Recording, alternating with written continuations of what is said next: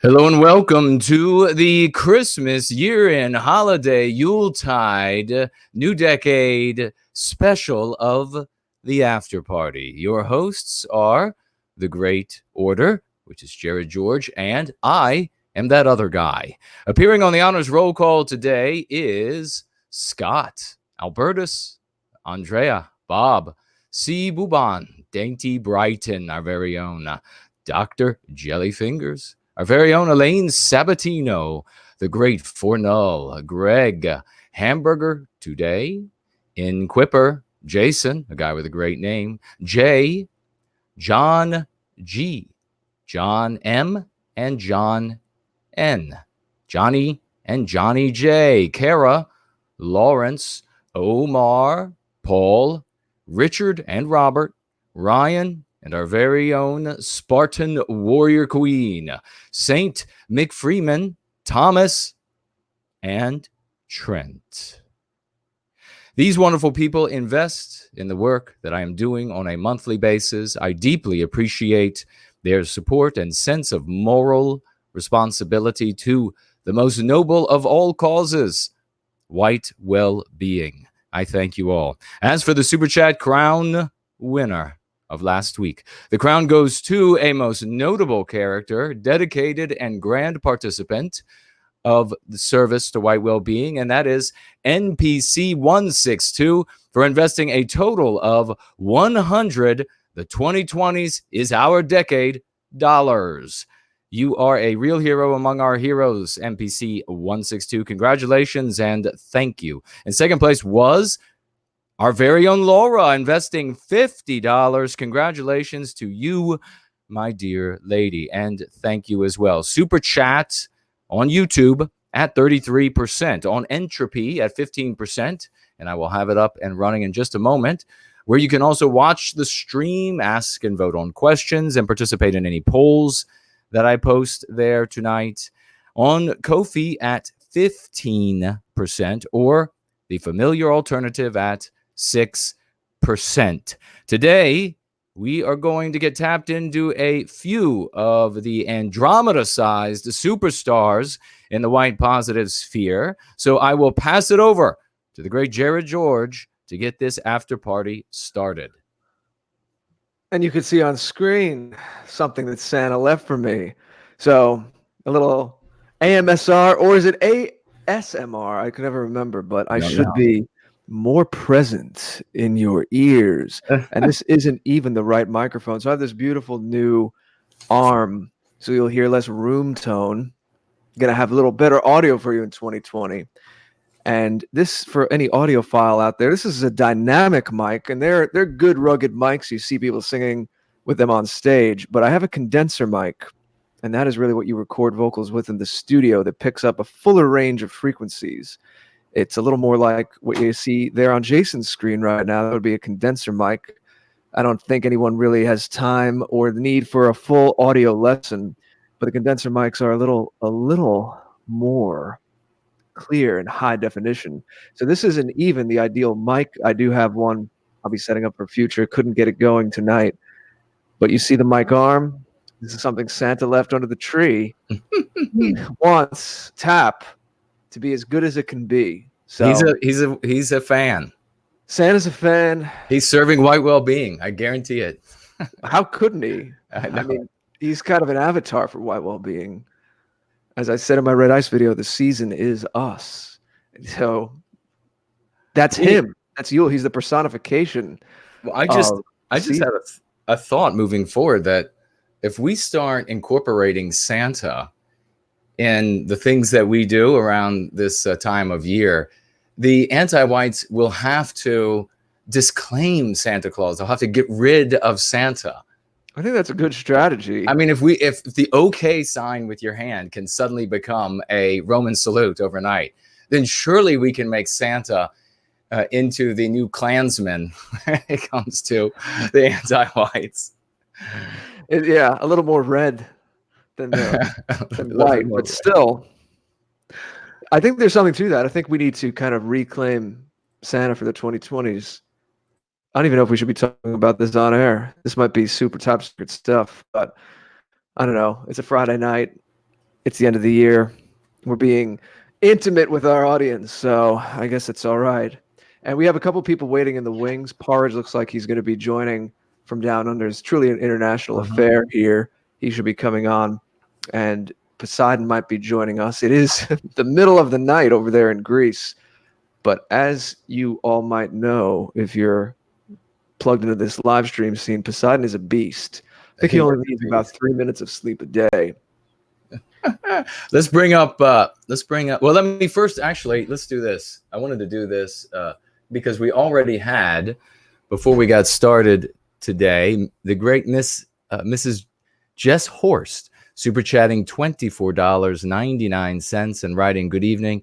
A very good evening to you as well, dear lady. Thank you for joining us. And another wonderful woman, the great Pamela Cedar Creek, $9.99 super chat. Thank you, kind lady, writing, hello, everyone. Red Ice member here, just a little bit at the door, cover charge. Well, thank you so much. You both wonderful women in service to White Wellbeing. There's a 2-drink minimum.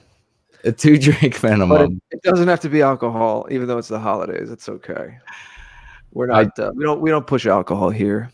No. I had tons of tea over the last few days. Cozy family time, and a lot of different kind of tea. So for all my tea drinkers out there, I'm your guy.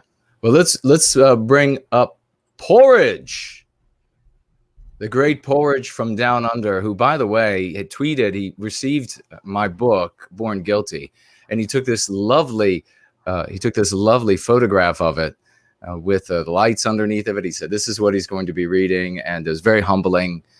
This is going to be reading this for 2020. I really appreciate that, good brother. It's great to have you here. What is it like tomorrow, Down Under? Are you with us? G'day, Jason and Jared. Yes, I hope I'm coming through. Yes, you are. Tomorrow, yes, I'm in tomorrow, and it's quite hot, but I don't think it's going to be like that for you guys. And yeah, I really look forward to reading your book. I've got it on my shelf already, and I was wondering, do I have permission to maybe make a cover for that book? Since I know it's confronting and it's good to show people, but do I need to see it? Oh no, you can cover it up if it's unsettling you. Good. I think I will make a little cover for that because yeah, it is very strong and emotional. But yeah, I did sneak a little bit of a read through the beginning, and it's looking very interesting. Not what I expected. I did hear a little bit about it, but it's quite an interesting format you've done. And I flipped through the pages and I saw some other little devices you've used, and I've heard you speak about them. So everybody, I encourage you to go out and get it while it's still cheap. Is it still cheap? It sure is, all the way up to the 31st. Excellent. Yes. Through the end of the year. Christmas miracle. Yeah, it's a Christmas miracle. Well, it's great to have you. For any Australians, I'll tell you what I did. At Amazon, if you sign up newly, they'll offer you a 1-week free shipping little introductory offer, and if you combine that with Jared's discount, it ends up only being $20 for the book, and that's with free shipping. So that'd be Jason's discount, although I wish I could claim responsibility for it. Did I say Jared? Did I? Sorry. Yeah. 2 J's. It's easy to confuse them. You know, I've been friends with Jays my whole life, and I've been going through this my whole life. It's kind of I don't know, maybe it was foreshadowing when I was younger, but I had a lot of best friends whose names begin with J's and were 2 syllables. We have the same amount of letters in our name, Jared, Jason, so it happens all the time. Yeah, I've been used to it. You got to be careful with that J word. I know. We're the good guys. We're the good ones. But I don't think it's going to be hot here tomorrow. You're right. Maybe we can think of it as the future in, I don't know, 6 months. You're reporting to us from the future, down under. Yeah. Well, in a couple of days, it's going to be 40 degrees again. And just before Christmas, I think it reached one of the hottest on record. It was about 45 where I was in the city, about 42 degrees Celsius.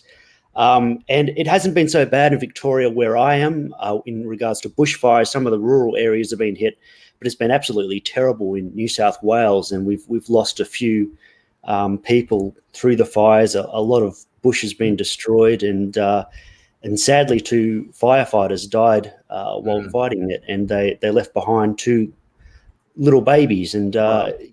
we've had some terrible news out here. It often happens every year. Last year it wasn't so bad. The year before that we did have some big bushfires, so it's something we're constantly having to deal with, and it's just such a terrible time to have these type of things happen in what is meant to be the most happiest time of the year. And especially for these people most affected by it are like the real Aussies, the nicest, Right. hardworking people you'll ever meet out in the rural areas. So yeah, we have to kind of pull together when these things happen and send our money and prayers and wishes to these people. Yeah. I just looked up a quick conversion. 45 degrees Celsius for us Americans is 113 degrees Fahrenheit. That does not sound like fun. Yeah, I know. It wasn't that bad, really. I don't know. I did go outside a few times during the day. I felt it the next day. The next day, it just really hit me, and all my bones were kind of aching from it. We're not really, us European folk are not really suited to it. And in Melbourne, we kind of have extremes. It's either very cold or it's very hot. It's crazy weather here. But yeah, not the type of Christmas that you kind of you enjoy. You have this comfy Christmas in the snow with hot chocolates and marshmallows by the fireplace. I think sometimes you guys do walnuts, don't you, and stuff like that. Yeah, definitely. It's not quite as romantic where I am. Like for last year, for instance, I was putting up my Christmas lights, and I like putting all of my Christmas lights into this one bush, because if I stretch them out, there's not many of them, so I won't look good. But if I put them all into this one bush, it looks really good, and people even stop sometimes and have a look at it. But I was out there putting them up, and all of a sudden I realized something is crawling around my legs, and I've been standing in this bull ant nest. And so I've started getting bites on me, slapping them off and going crazy. I did eventually get the lights up, but I go inside and I look down at my arms, and they're all red with these rashes. And apparently this bush that I've put in my Christmas lights in is some kind of poison irritant. And so now my legs are all covered in bites. My arms are all red and raw. And I thought, oh boy, this is really an Australian Christmas. Oh God. This is what keeps you guys tough down there. How did you guys adapt? What kinds of things do you do? Are there any paraphernalia that mimic the Northern European Christmas? Do people put up imagery of pine trees and Santa with snow, or do you really adopt it to your climate and there's like summery images? Is there a lot of imagery of Santa Father Christmas? Is he dressed up in shorts? I know nothing about Christmas in Australia. Yeah, well, come to think of it, it is really weird because there is a lot of decorations about snow in the midst of summer, and I never really thought of it much, but it must look so out of place to Americans. I'm just used to it now.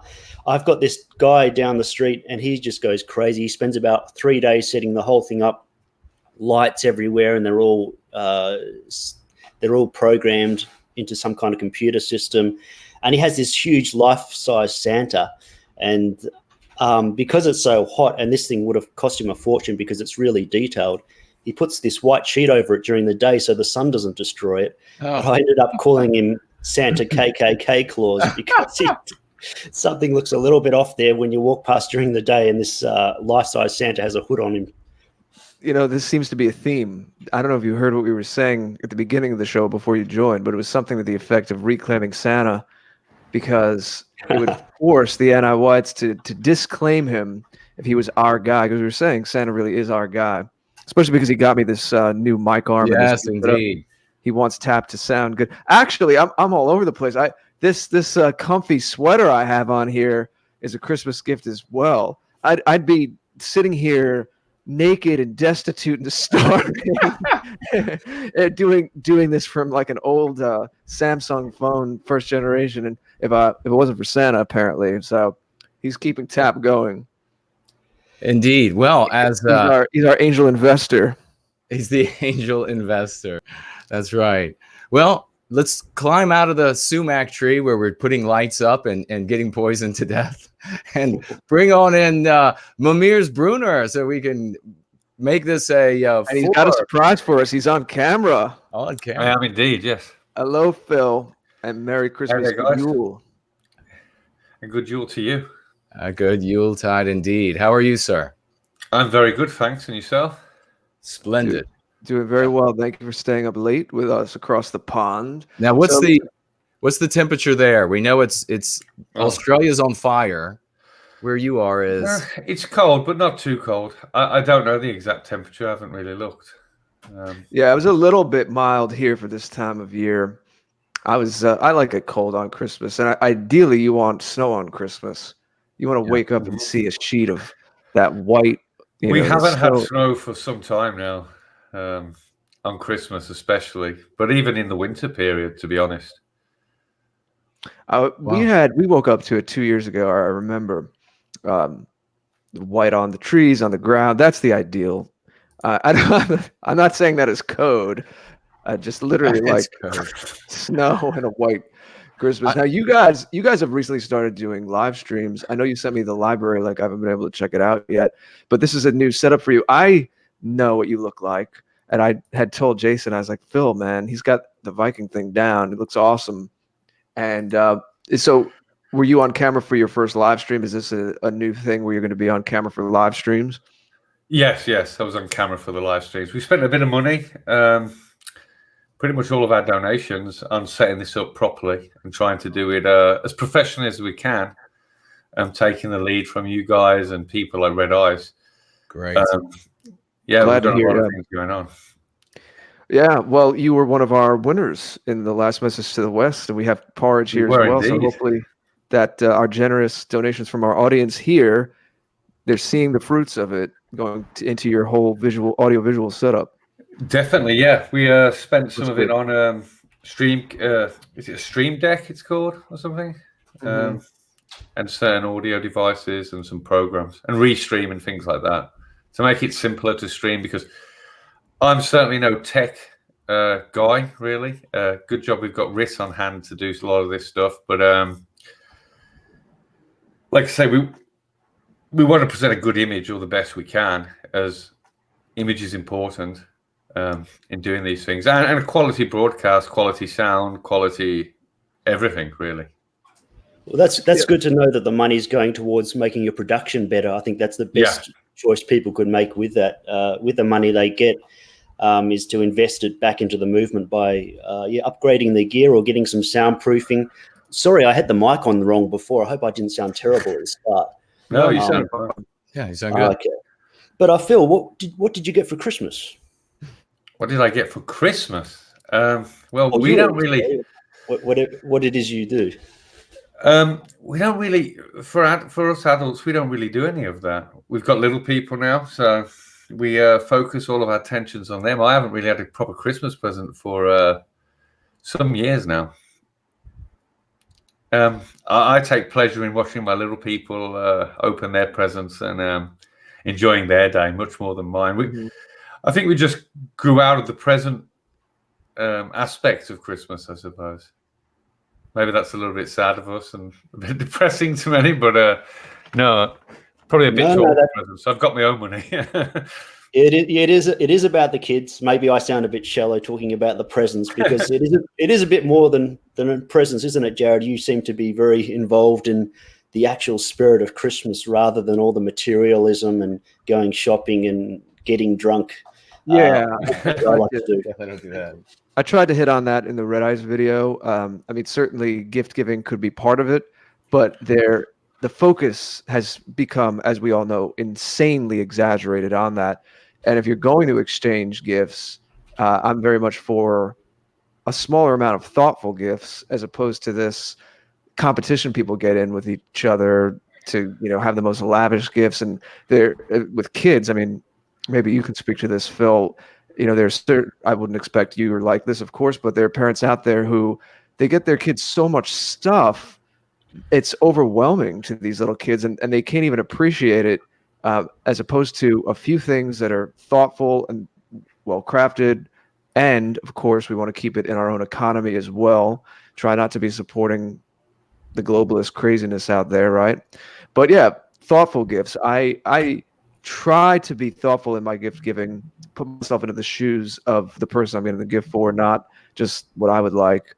And I agree. I like giving the gifts. In fact, I gave gifts first this year, and I kind of forgot that I was going to get gifts.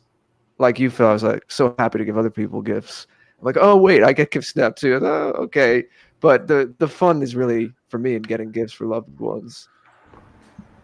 But I guess they want that fun of giving it to me too. So I was like, oh, okay, I'll take a few. I was saying before you came on, speaking of audio investments or tech investments, I'm trying to get the audio better and my setup here. So some of what you're seeing here are some new Christmas investments for the show as well. I might get a rug here for this room too to deaden room tone because I have a lot of room tone where I am right now. Oh, I did lie actually. We have been talking about getting me an axe because we've got now it's not an open fire, but I haven't got the axe yet. I'm inquiring with different people because I want a handcrafted axe within our circles. So I'm trying to that's great. Inquire there. So that would probably classify as my Christmas present once I've sourced the correct axe. I like that. I like that. Seems very fitting. Yeah, I've wanted an axe for a long time, so having this open fire has given me the perfect excuse to purchase one. I think you an look axe good would with an really axe. suit you, I think. Yeah.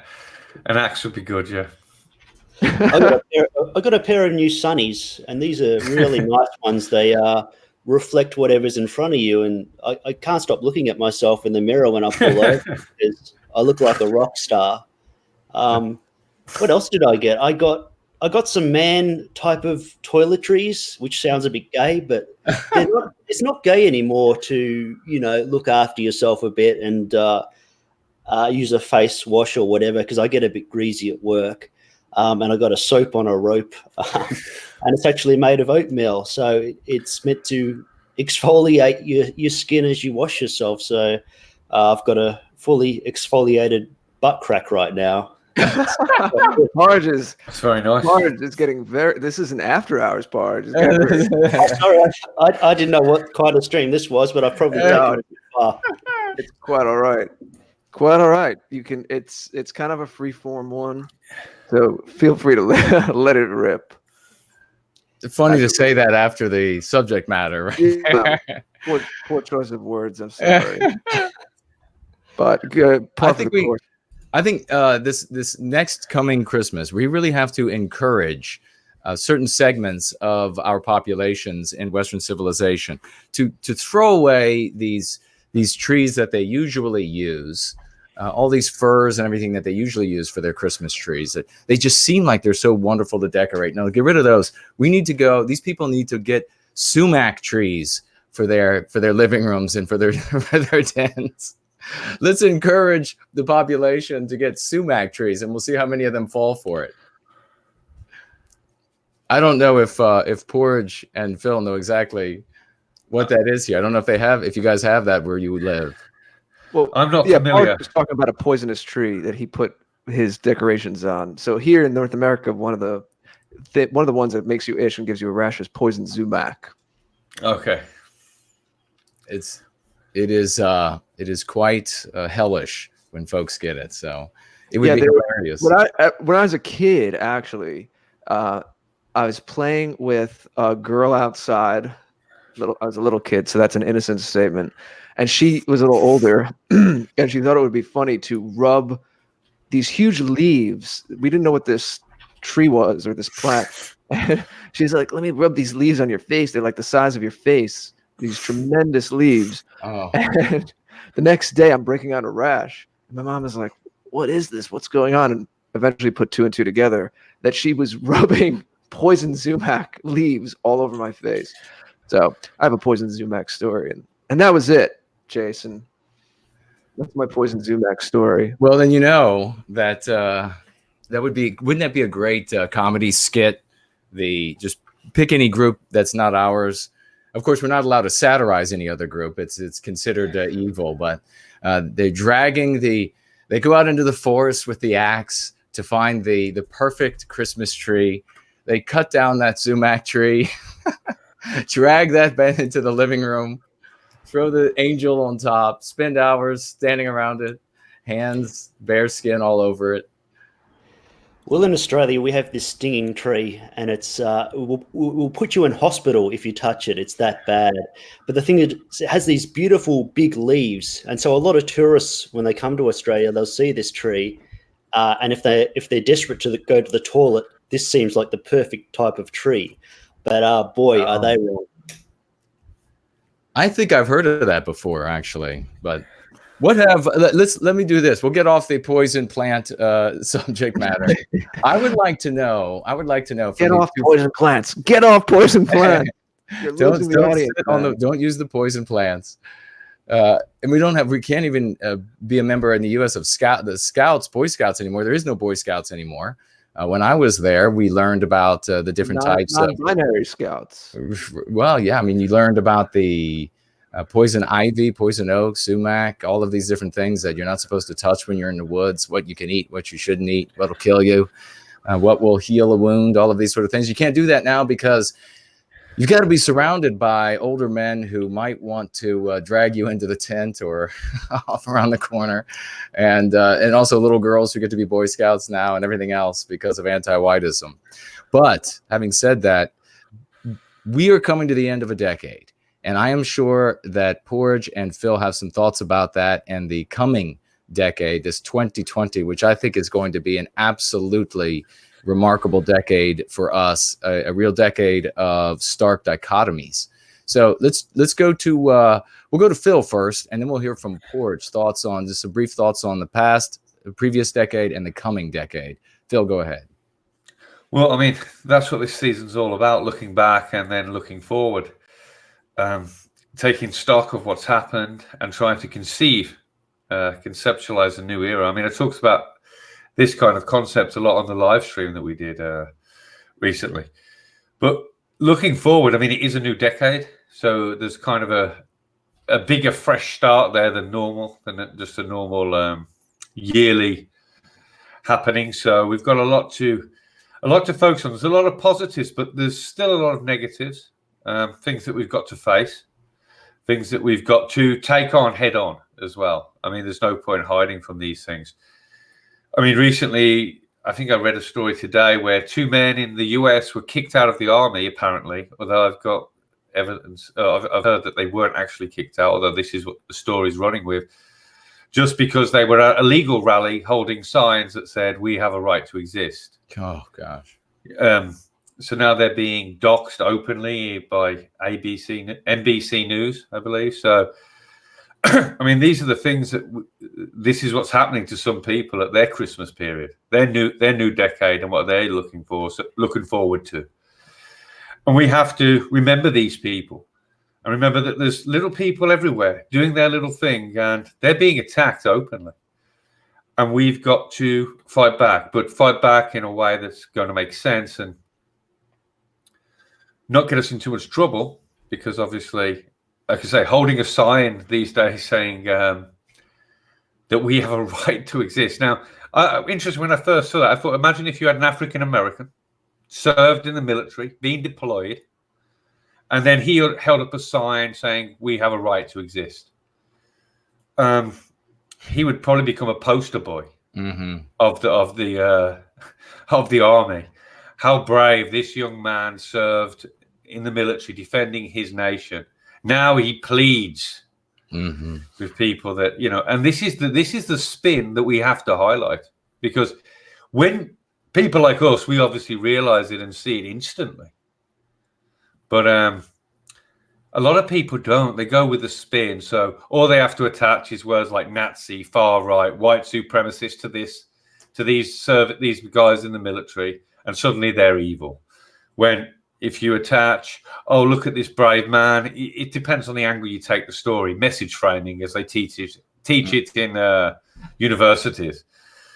So as we look forward, we've got to realize that we have to become a little braver, because one of the things that they get against us is our fact that we don't want to be seen. Now, I'm not telling everybody to dox themselves or anything here, But what I'm saying is, if we're not willing to share our opinions to the people around us, the people at work, the people, and our opinions are reasonable, that we have a right to exist, and that our opinions matter in our future. We want to have a say in the determination of our future. These are very reasonable things. In fact, what most of the civil rights movement was based off, just for other people, not us. We need to start being a bit more bolder in public. So say, look, I'm not ashamed that I believe we have a right to exist. I'm not ashamed of my ancestors. I'm not ashamed of existing, full stop. I mean, especially in America, things like Netflix. I was over Christmas period, I was looking at my mother-in-law's Netflix, because she's got Netflix and we can use the code. I don't know if it's the same over there. And some of the things, I'd heard a lot about it, and I don't watch TV or anything, so I was checking some of these shows out, and they're unbelievable, to be honest. They're unbelievable. In my opinion, they're inciting violence against us quite openly in many cases. So we've got to, I think, in the new era, it does look promising. There's a lot going on, but I think we need to take it as a chance to become more brave and more bold with our thoughts and ideas, and not feel ashamed to say that, you know, what we say here, what is said on shows like yours and other shows, these are perfectly reasonable statements. Nobody, they're not. I mean, if you told somebody even 10 years ago that you could lose your job for saying things like, we have a right to exist, they'd have laughed at you. And this is 10 years ago. Yeah. You know, I mean, that's how far. So it is, I think there's a lot of good things happening. And I also want to speak to real life activism as well. Real life, going on the streets and just telling people and doing things like Laura Towler and Mark Collett did with that great, I think that was one of the best things of last year, personally. Mm-hmm. We were never asked, because that is real. That is quantifiable data taken in a survey of random people on the street. That how can they respond to that? People are like, no, I don't want to be replaced. Overwhelmingly. You're not going to hear this on the media. You're not going to, because obviously we know with surveys that they can just ask the question. They're asked the questions differently, so it gives a different answer. But things like that, for me, are really encouraging looking forward. Real life activism, where we're taking it out and getting ourselves data and proof that the people of our nations don't want to be replaced. They don't want to be. They like being who they are and where they live. So I think there's a lot of positives, but I think it's going to be a decade of bravery and becoming more bold in our action. Because, like I say, people go, "Oh, you worry about being doxxed." Doxxed for what? For saying I have a right to exist? For saying that I love my own folk? I mean, is that something I should be ashamed of? And if the point I was trying to make, sorry, and I'll move on, is when we don't express these opinions in public, they seem like they're being presented. They present us in these dark rooms, out of the light, all meeting together, worshipping, you know what I mean, being all this kind of nonsense. When we just say, you know what, I'm not bothered. When we bring it into the light, we've got nothing to hide. They're the ones that have things to hide from the light, not us. So we need to start taking that power back and bringing ourselves into the light and saying, I have no fear of what I believe. Put them on the back foot. Yeah. Yeah. Very well said. There's a lot, ladies and gentlemen, there's a lot of wisdom in what Phil just said, and what an absolutely inimitable voice. Fantastic activist and servant to White Wellbeing, and saying a lot of sensible things about the past decade and what the next decade is going to require of us. It is indeed been this past decade has really been a decade where people have been increasingly polarized. And that's kind of a trite thing to say, but we can definitely say that at some point in the future, I'm confident that they'll look back and look at that decade and mark it as a point of increasing polarization. So, Phil, if you don't have anything else to say, we'll ask Porridge now on the other side of planet Earth. Thanks to the white man's technology, we are able to build a community out of our deracinated race all the way around the world. and get his thoughts on the previous decade and the one to come. Well, I think there's been a huge shift in the public's consciousness, and it's as though a can of worms has been opened, and the media and establishment are freaking out over this because they have realized that people were not where they thought they were. They were really not expecting Trump to win after they had rubbished him for so long and so hard. And they thought, well, what does this mean that they voted for him? It doesn't matter who Trump is as a person. It's all about what he represents. And to them, voting him getting elected meant that the people were angry and they had had enough of all the establishment's rubbish. And the same type of thing happened with Brexit. The biggest challenge we'll face in 2020, I think, is really cashing in on that and making sure our voices are there to be heard as well, because the Conservatives are quite happy about what's happening and they think their ideology is the one that's going to win out. And often that amounts to that we should go back to being race blind. And can you believe these liberals are against racism, but they're being racist against white people?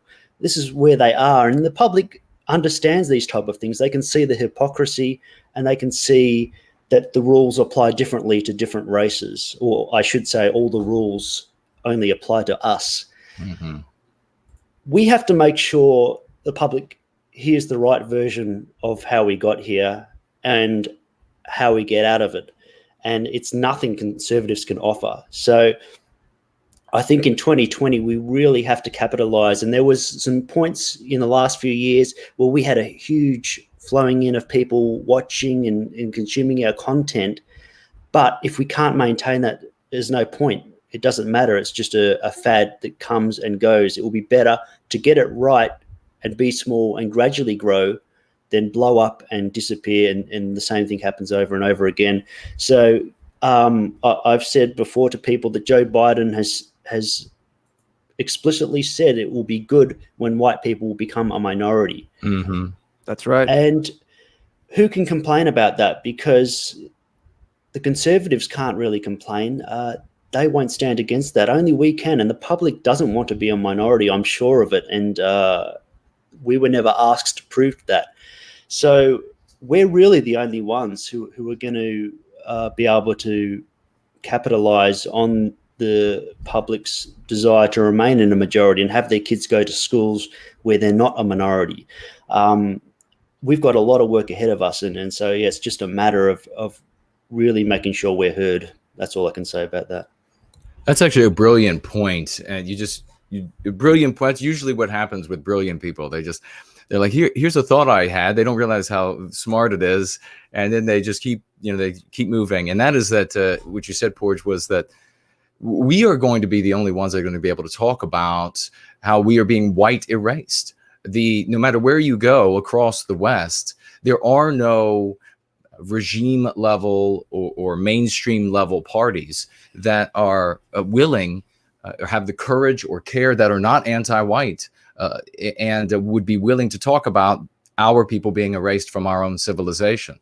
So as you pointed out so astutely, as we continue down this path where white erasure is so much in your face, so blatant, that every one of our vagues out there, every one of our average white brothers and sisters out there are going to be unable to not see it. They're really going to be frustrated with the parties that are supposedly representing them when they cast ballots for them, that say nothing about white erasure. We still have, with the statues being torn down everywhere, with the history books being rewritten everywhere you turn in all of our countries, so that it increasingly conforms, reality increasingly conforms with this anti-white narrative that we're saddled with.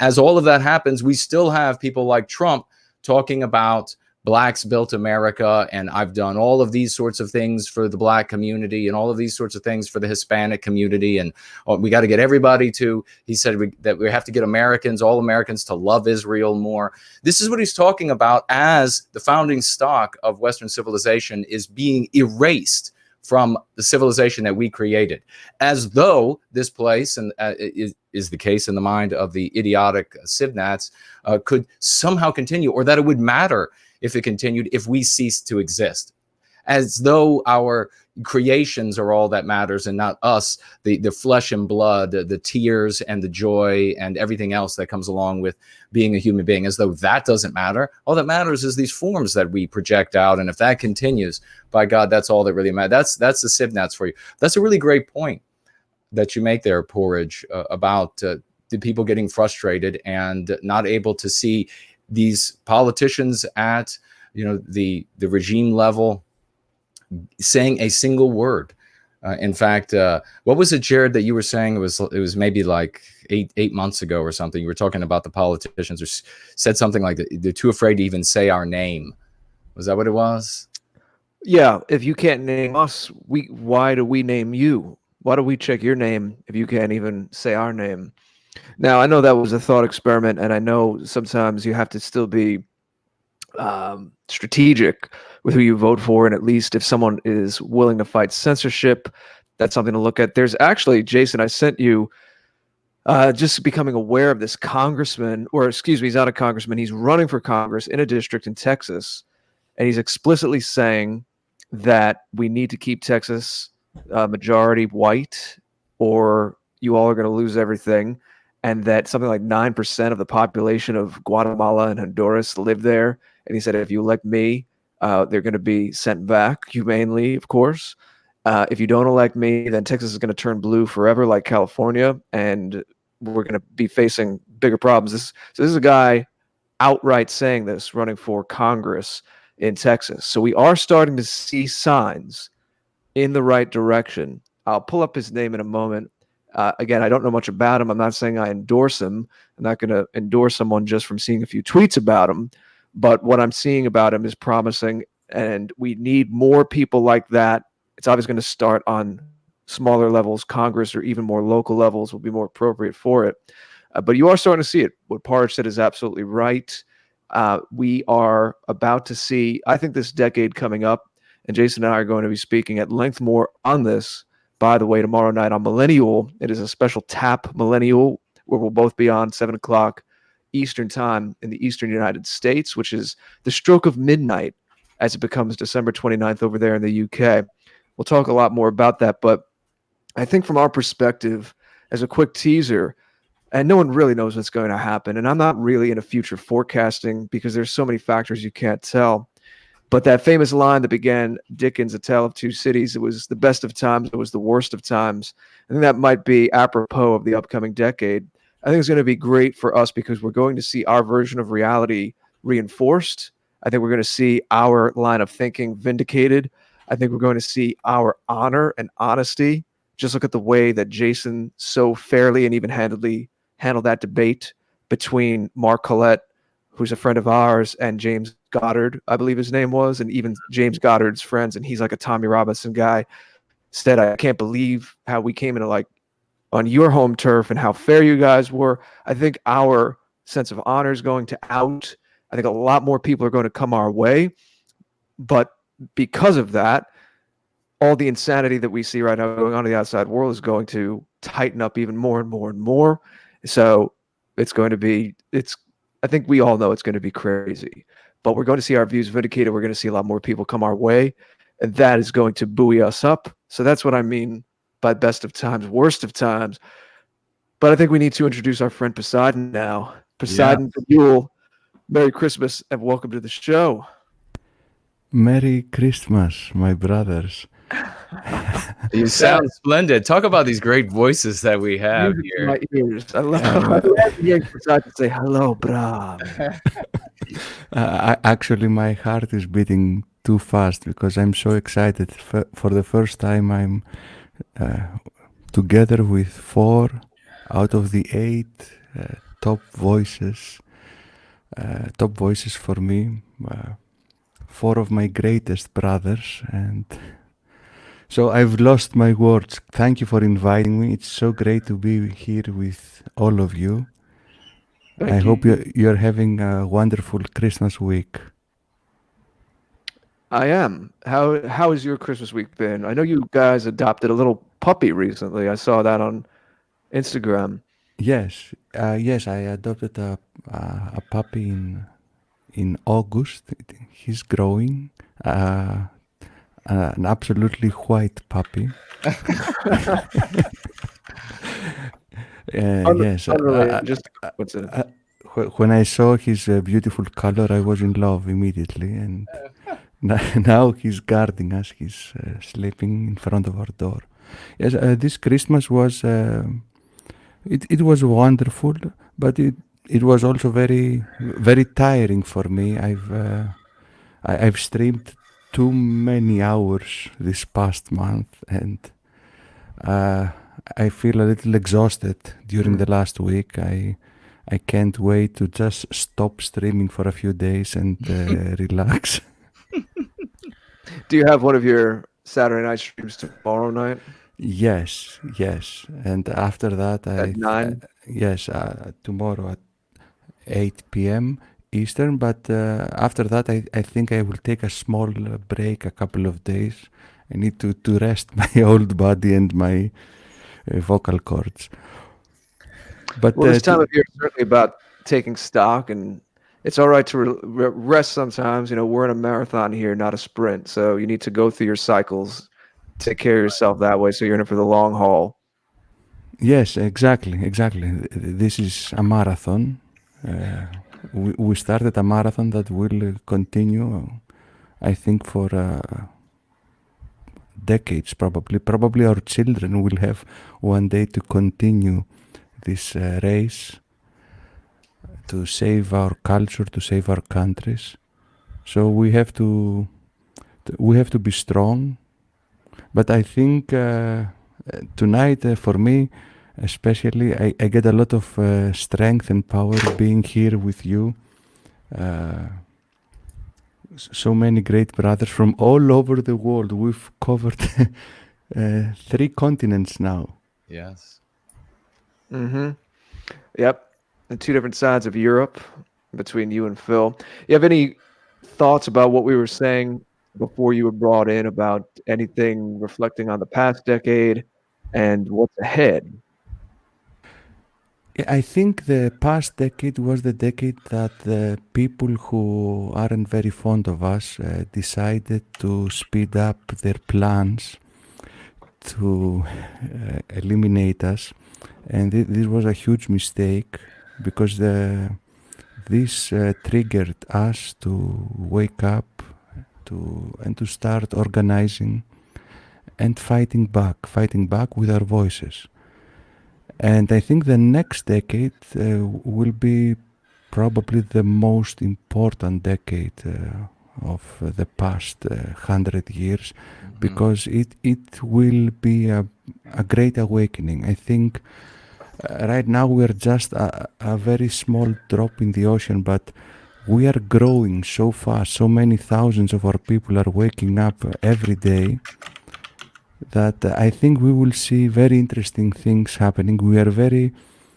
I think we are lucky. We are lucky because it is up to us now. It is up to this generation to redefine our countries, our culture, and to free our people and lead them to a much better future.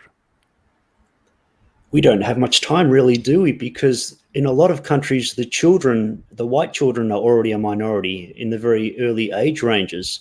And That's so right. we can't think of this in terms of another 60 years, maybe we'll start winning. We've got to make things happen now. That's right. And I think we have a very special guest, or 2 guests on one line that might be coming in to say hi just for a second, back with us. And speaking of children, they have a bunch of their own. Rory and Mother Hen, are you there? We are here. How are you? Hello. Oh, it's great Hi, to guys. hear from you and see you on. Hello. We know you Yeah, just have we just have a couple minutes. We're in the middle of some woodworking projects, getting the kids settled down after 3 days of hosting people at our house and holiday season. But I did get your link, and I wanted to come in and say hi to you guys. And it's been a good long time since we talked to you. I know Mamir's. I know Phil ran away to get a cup of tea, but it was nice to see him on camera. That's the first time I've ever seen him on cam. So that was interesting. That's a new thing. They're starting a live stream, and he was saying, the great thing is he's invested, taking a lot of the audience investments and put that into his tech setup, and now they're going to be doing live streams, which we're thrilled to hear because he's such a tremendous voice in this. I love those guys. I love all the content they put out, but I got to say, I did not expect Phil to have a big beard like that. I did. Did you? Yes. I was completely caught off guard. We had him on our show once. I had a long talk with him. We talked after the show for hours. I've talked to him plenty of times. I never expected him to have the giant beard. I love it. He's rocking it. He's doing his thing, but it was not the mental image I had drawn of him. It is true. Sometimes with people who are on Avatar, you draw up a bit of a mental image. But yeah, how were your guys' Christmas and Yule, and anything you want to share about that, or reflections on the past year, the past decade, and what's ahead? We'll leave it open for you. We know it's been a little while since you spoke, and you're getting back into things now, which we're so happy to see. I will say that, we kept it highly traditional. We had a proper Christmas Eve party with friends and family. With some hors d'oeuvres and whatnot. And then we had the proper Christmas Day dinner with those that were out of town and couldn't make it, came the day after. But I will say, and I have to give some credit to y'all. Many thanks for this encouragement. I was actually able to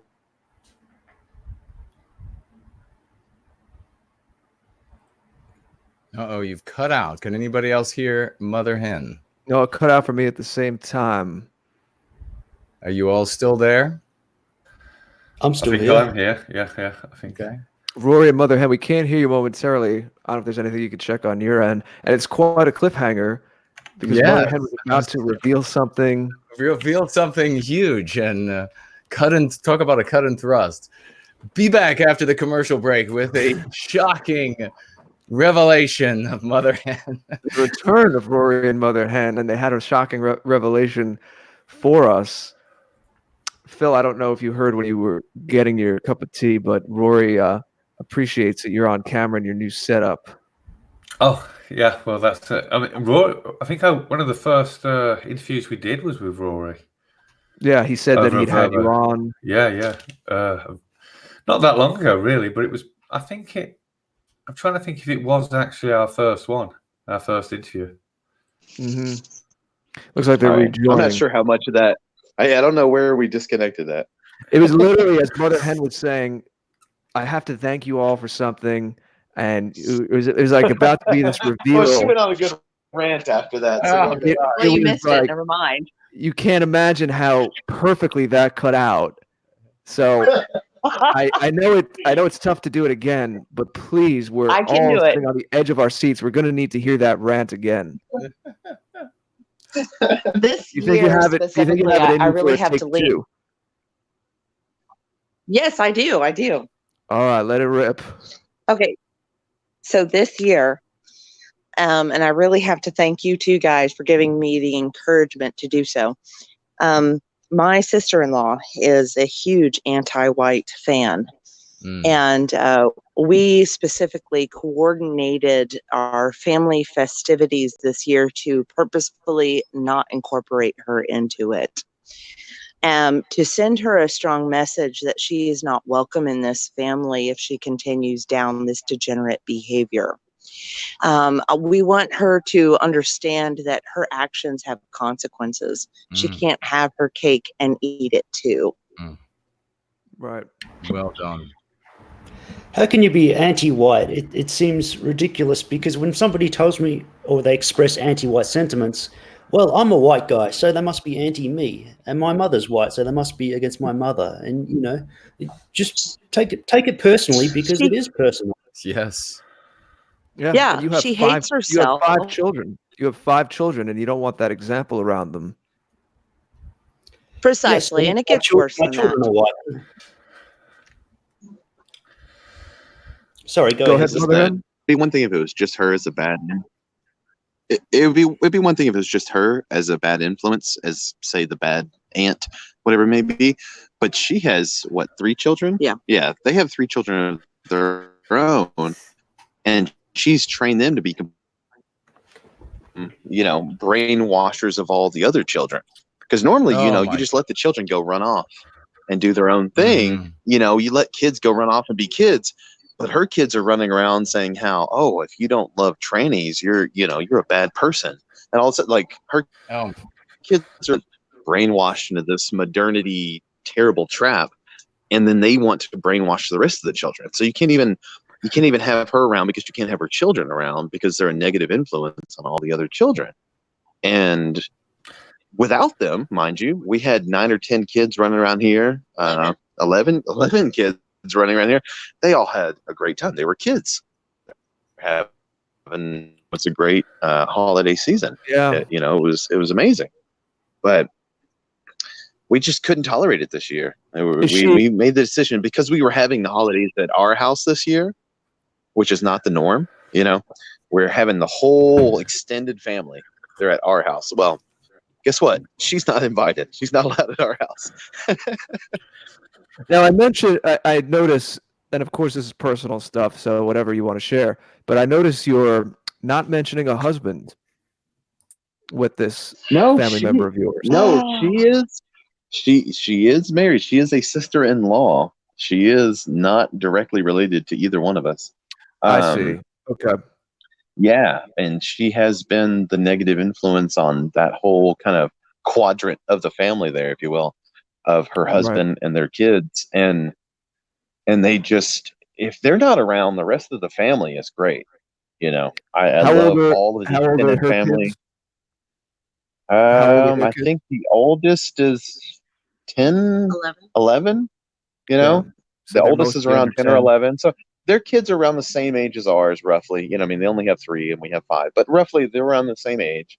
And so they're in that communication age of communicating. And, if you have any other kids around of the extended family, they run off and they play. They're kids. They do kid things. But her kids are like on a complete social justice warrior Activist. Yeah, they are programmed as activists right now. Mm-hmm. It's terrible. I hate to see it for her. I hate to see it for her kids most of all. Yeah. Adults you can only do so much for, but when you see it done to children, it affects you personally because you're like, that's the future generation. So to be raised to hate yourself and who you are is the wrong message to teach a child. You're supposed to teach them to love themselves the most and to be proud of who they are and where they come and who their ancestors are and what we have achieved as a people. And I like that. I don't want that influence around any of my children, and I can't stomach it. And if she has a problem with that, then she can come to me directly and we can have a very lovely chat on the topic. Mind you, she's directly called everyone in the family white supremacist, Nazi, mind you, whatever you want to say about me and my wife and our kids, whatever, but like, her in-laws, the extended family beyond us, they are 100% normie tier. They're as normie, run-of-the-mill folks as you can imagine. Traditional. They're not red-pilled by any means. They're not lefties. They're just run-of-the-mill, normie, people. But in her mind, because you're not a social justice warrior, because you're not an activist for, everyone else above whites, that automatically makes you a white supremacist. That's right. You have to be actively against it. Now that Phil's back, let me say, hey, Phil, Phil, you on camera now? I don't know if you remember. You and I did an interview about a year ago. It's great to see you on camera. First interview. I want to see more. Yeah, it was one of your really early interviews. Yeah. So I'm glad to see you on cam now, man. You're looking great. Keep it up. Thank you. Yeah.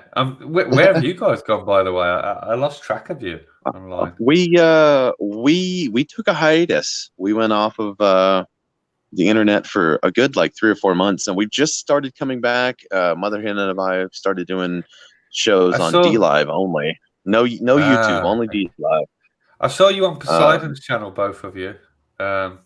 You both got yeah. I caught you there. Well, I caught bits of it as I jump in and out of streams when I'm working, but yeah, I caught bits there. Yeah, a few weeks ago we came on Poseidon, and Poseidon was one of the main people who's like, you guys got to come back. We really miss you guys' voice in the in things that are going on. You guys got to come back and do a show. So big props to Poseidon as our influence for kind of tiptoeing back into the water and coming back. We're so happy. We're so happy to have you back, and seeing you participate in Poseidon stream is what made me reach out. I said, I don't know if that was a one-time thing, but I sent you an email and said, we're doing a Christmas stream, just a low-key hangout. And if you guys are coming back into the fold, we'd love to have you. We're so glad you're here. Phil, I know you had something you wanted to say on the point of children, what Rory and Mother Hen were discussing a moment ago. Well, yeah, I think what they allured to there was really important. Mm-hmm. One thing, when you learn about child development, and I learned a lot when I had my own children, trying to learn. We homeschool, and I had to learn a lot about that. And one of the things is you encourage us, as I'm sure Verbo and Mother Hen know, or Rory and Mother Hen know, that you encourage personal pride, to have self-worth, self-value. Mm-hmm. It's absolutely. I mean, it is absolutely integral to growing up. We see all these problems that occur with people in their adult life when their parents, or they believe, even if they only believe it, that their parents didn't care for them enough or didn't love them or whatever. And this can manifest into all sorts of self-hatred later in life.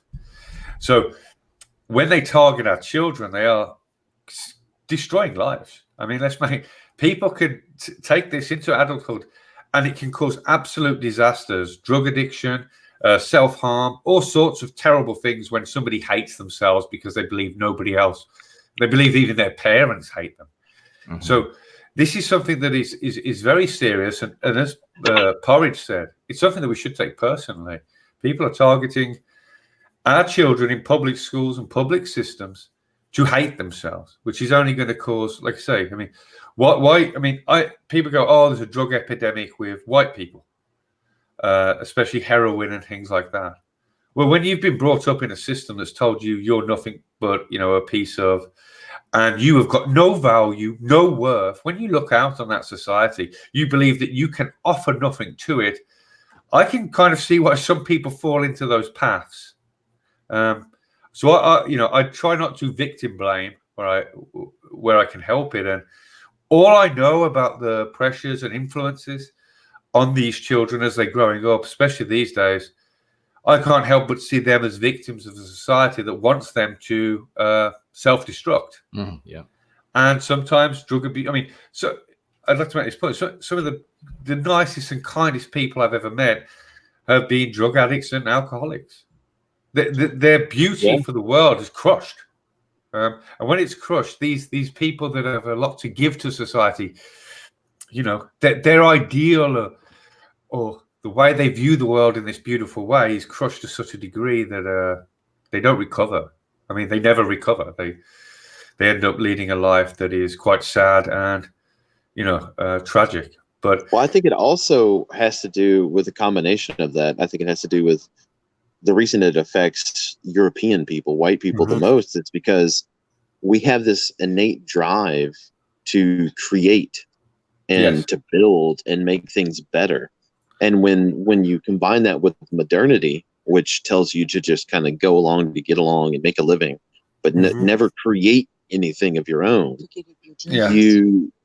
it kind of just crushes you internally in your soul, and you have no motivation to be this better, which is the kind of the natural state of the European, is to be the better, to create and produce. I have some younger brothers, and I remember when one was just finishing university, not university, but college. He just come out of college, which is a bit different here to yours. But my father went and seen him, and they were partying a lot, and they were doing a lot of things that young people do. And my father knew a lot about what we know about, and he spoke to him saying, you know, you're just wasting your life here. You know what I mean? You need to get yourself back together. And he was saying this to their friends as well. And what come back from them was they actually knew a lot of what was going on in the world. And it had defeated them before they'd started. They'd actually gone, you know what? They kind of brought the YOLO meme, yeah? There's nothing we can do. We know it's happening, but we're just kids, you know? We've just come out of college. We haven't got the answers, and the people above us haven't got, our adults, our parents, they don't have any answers.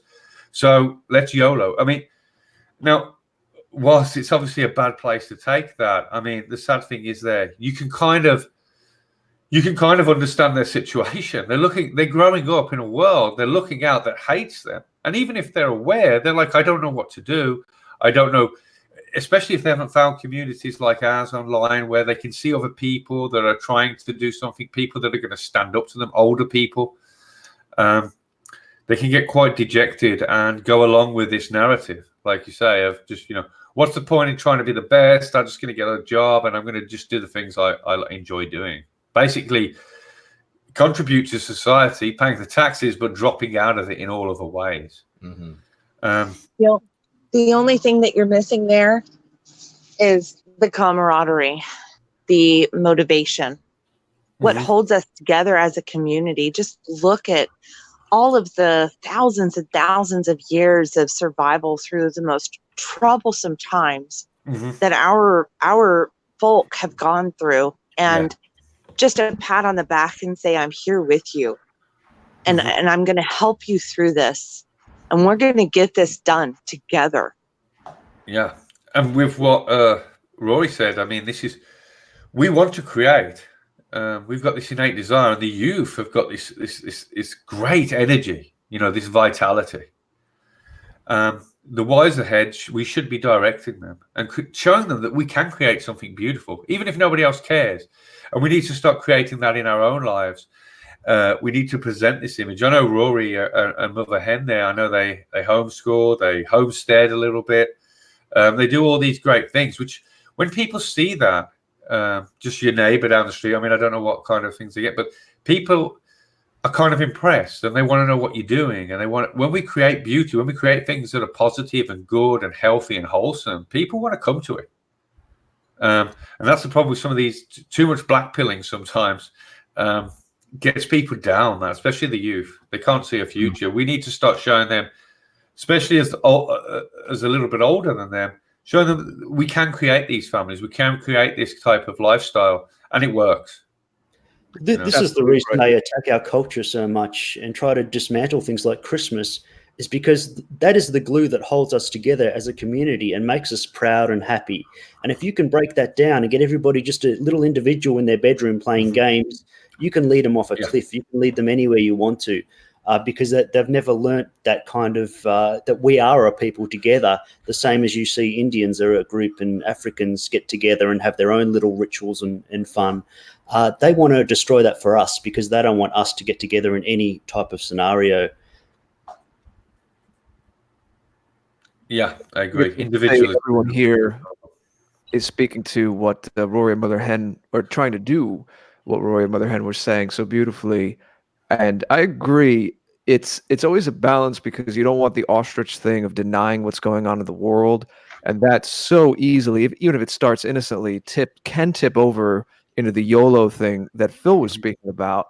Well, if none of this really matters, or I'm going to avoid it, but I'm going to avoid it just by having fun and going to festivals and being promiscuous, whatever it's going to be, you know, just the sensation junkie, being a sensation junkie. So one has to clearly assess the moment that we're in soberly. But I have to say, even over the Christmas break, and I don't follow too many people on YouTube that do the whole bad news porn thing.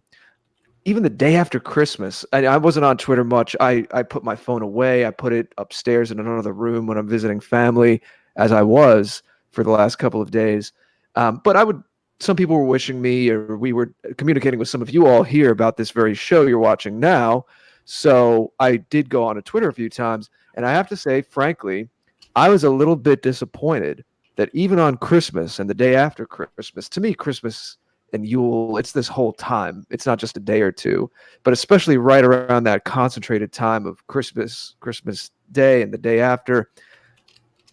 Quickly would look through my timeline just for a minute, hop over there when I was getting on Twitter DM on the messages, and see that there was still a lot of sharing bad news, people getting beat up and all of these horrors going on around the world. It's like, yeah, we know that. We know that's going on. I know we can't hide our head in the sands. I know you have to be balanced about it.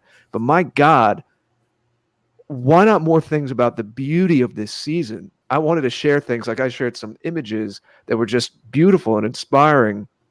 And you have to, as I said, be balanced. You can't be just Pollyannish about it. But you need that beauty and that positivity as a direction to look towards and something to go in. To just wallow in the fear porn, in the violence porn, in the bad news porn, it's, how is that going to attract new people? How is that going to inspire people? And what does that do for your own health? I do believe it's not woo-woo to say that when you focus on something, when your attention is on something consistently, the energy of that does become part of your life. It becomes part of your thoughts. When you close your eyes to go to bed at night, you see those images. It's in your mind. Be aware of it, but for every one of those images, have 10 images that you see and you share of beauty and inspiration and a positive direction that we can all move in. Well, you know what I love most about Christmas is not actually Christmas Day. It's the night before. Is there something magical about going out with everybody into the streets when it's dark? It gets dark about 9:30 p.m. here, and all these families come out and they go around looking at the Christmas lights. And a bit earlier in the day, we have carols by candlelight. That's a tradition Australia started, where an orchestra and a choir and maybe a children's choir will be the background for a great singer, and the community shows up with candles and watches this thing. And this is spread out to the rest of the world as well. But yeah, just the night before Christmas, you can sense the excitement that, you know, the children have gone to bed and everything's nice and calm, like the song says. And it's just, I think it's even more beautiful than the morning after, when, you know, there's all the running around and getting to barbecues and everything. That's what I like about it. Can I hand it to Poseidon and hear a bit from him? Maybe he could tell us what his favorite aspect of Christmas is. Actually, Poseidon, if you could hold off one moment, I think Rory and Mother Hen have to go. So we might just want to hear some closing remarks from them. And Ash Donaldson, the author, will be coming in a moment as well. But Rory, Mother Hen, again, we are so over the moon that you're able to join us and that you're getting back into the swing of things. We look forward to talking more. We'll do that offline. You know you're welcome on the show anytime, but please leave us with any thoughts before you leave us this evening. Well, I just want everybody to know that I love you, first and foremost. And you have got to be the prime example of what you want to see in this world. You have to live it, you have to breathe it, and you have to believe in yourself and in your folk. You have to believe in what feels like the fairy tale and live it. And most importantly, you have to love each other. And I know that sounds corny, and I know that sounds like a mom, but I am a mom. And what would I say to my children is exactly that. And that's the only thing that's going to carry us forward. And the last bit that you have to understand is you are the adult now. It is your turn to grab that torch and carry on the legacy of your ancestors forward. No one else can do it but you. So learn everything you need to learn in order to pick up that torch and carry it forward. And so here's Rory.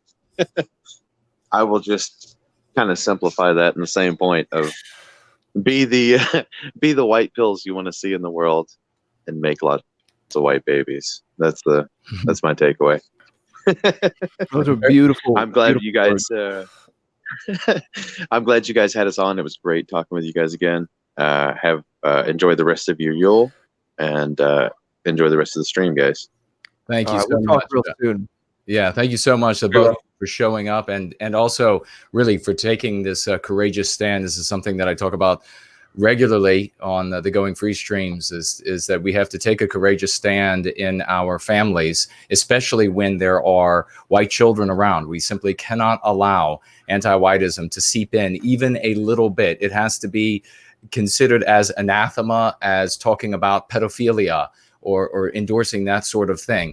We have to confront it like that every opportunity we have. And you all did. It was a courageous thing. You're doing the absolutely right thing.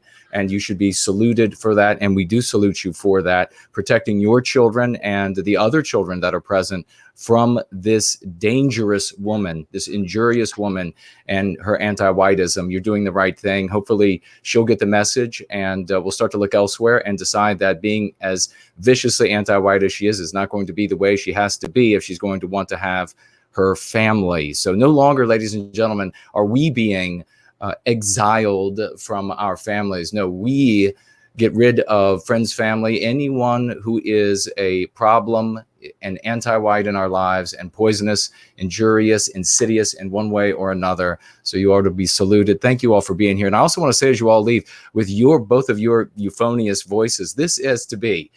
Listen, we got Poseidon, we got Porge, we got Phil from Amir's Bruner. This has been the most aurally pleasing stream ever. We have to market it this way. When has such powerful sounding, and not just the words, but the actual tonality and the accents and everything, when has that ever been assembled in one place? It is truly remarkable. So thank you both for being here. Merry Christmas, good Yuletide, Happy New Year, and Happy Decade to you all.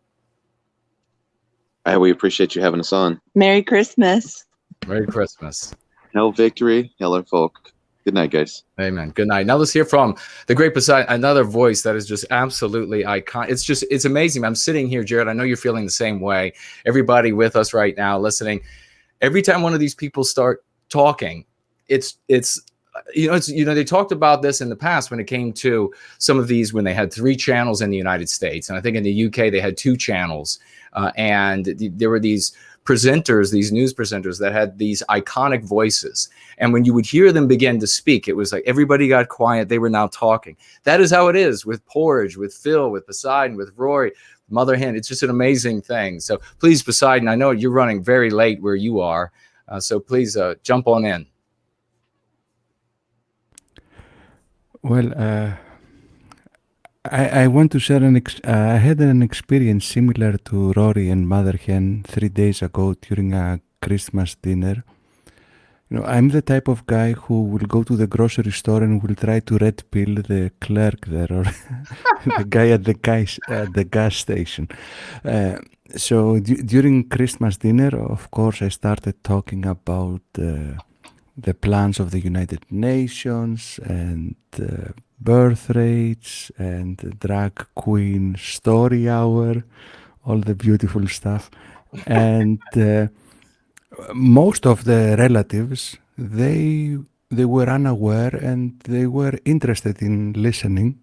But there were 2 people, a father and a son, to whom I'm not related by blood, who were completely on the opposite side. The father said how proud he is that London finally has a Pakistani mayor. The son said that he would love to that if he has children, that his future children will be would have a visit at school from a drag queen to read them stories. And of course, the conversation took a wrong turn, and but I realized that some people they are beyond repair, but most of our people they are open to understanding what's happening, to realizing the truth, and we have to talk, we have to speak about it on every instance, because it matters. It matters. Many people they need, sometimes they need a little push just to open their eyes and to see the truth. And I hope everyone, I encourage everyone to do it, do it on the internet anonymously or with your name or your face, but also do it in real life. Never lose the opportunity to talk to a fellow brother and sister and help them see the truth. And if they don't listen, if they are beyond repair, don't waste your time. Move to the next one. Also, something last. 2 days ago, when Phil did his first stream, and I was blessed to watch it live, I sent him a very difficult question, a question that's constantly on my mind.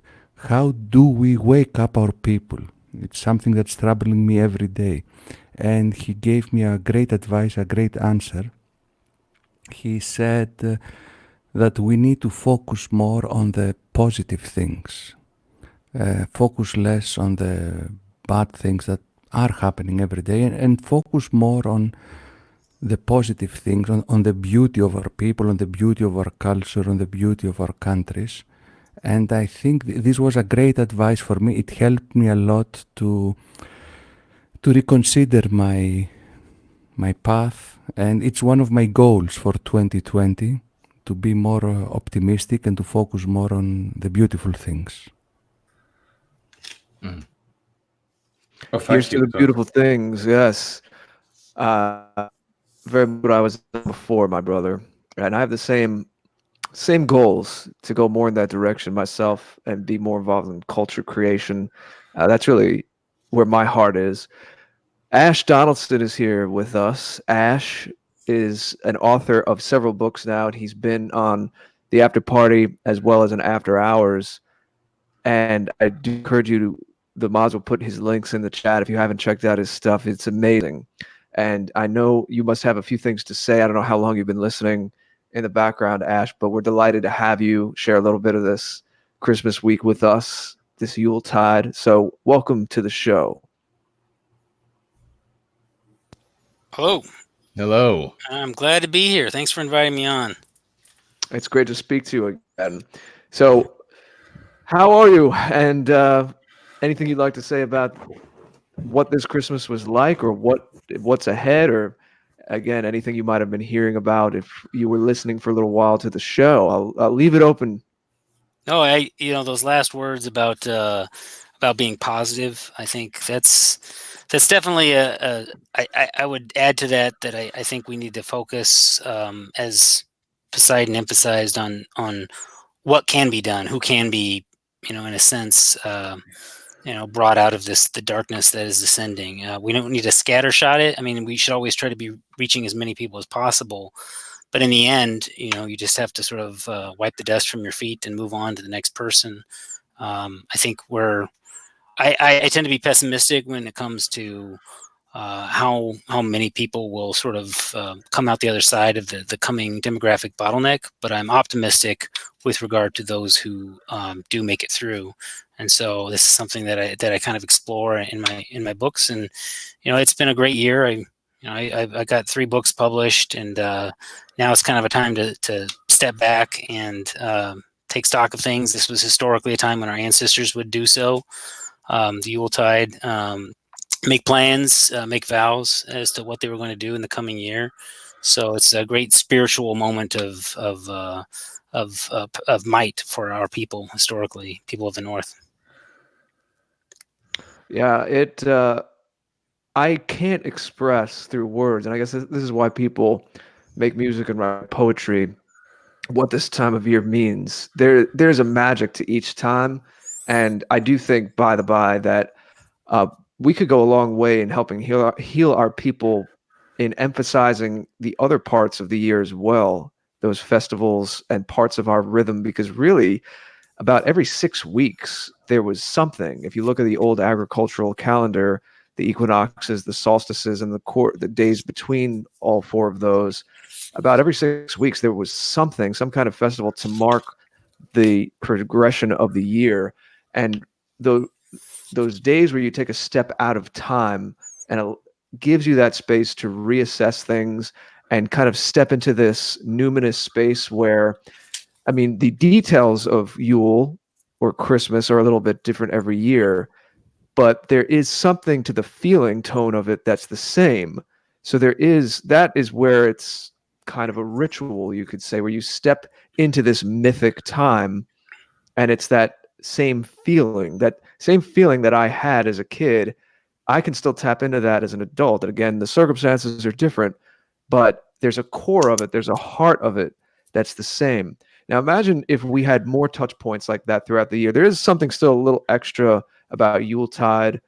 There's a lot of people that have written on that or made videos on that as to why it's a particularly potent time for us. And as I even said in the video I made for Red Ice, the season is us. I wanted that title maybe even to be provocative for some people who don't think 100% like us, to wonder what the heck that means. The season is us. I really do think it's a kind of it takes our personality and externalizes it in a certain way, all those trappings of the Yule season. But even having said that, the point of my little soliloquy right now is that there are other touch points in the year that have that, like May Day.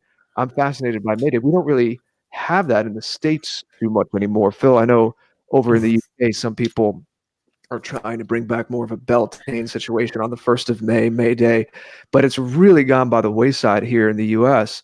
And when you look at the imagery of that or the old traditions, there's so much richness there, and it's another expression of our biospirit at that time when the spring is starting to come into full bloom. To have those touch points in part of our yearly rhythm, I do believe would be one ingredient in steps to get people back in touch with this biospirit, with this folk soul, race memory, however you'd like to say it. I don't know if you two guys have ever spoken, Ash and Phil, but I know that you have a lot of common interests. Ash, when he was on TAP, it was all back in August. It was all about his book From Her Eyes, and it tells a story of a little bit in the future from now, some grim scenarios in North America if things keep going the way they're going, but how a community of white people in northern North America form a community based on the way we used to live.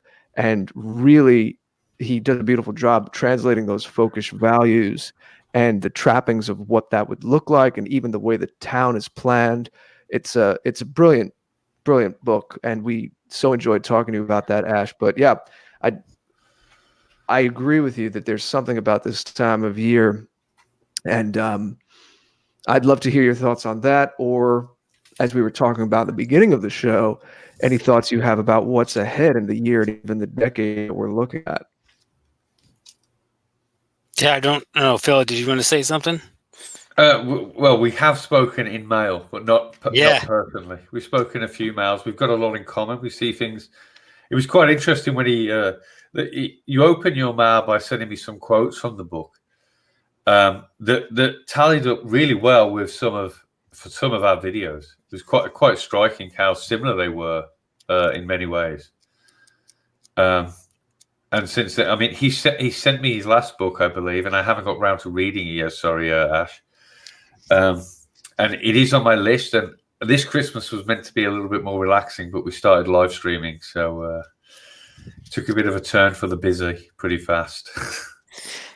Yeah, it's you were talking about the the what they used to call the 8 tides, of the year. These periods around about every 6 to 7 weeks that would appear regularly, and we're tied to the seasons. We're tied to what was going on with the agricultural cycle, and these had meaning for people long after even the gradual dissolution of the old pagan beliefs. The church adopted these. So, for instance, the charming of the plow.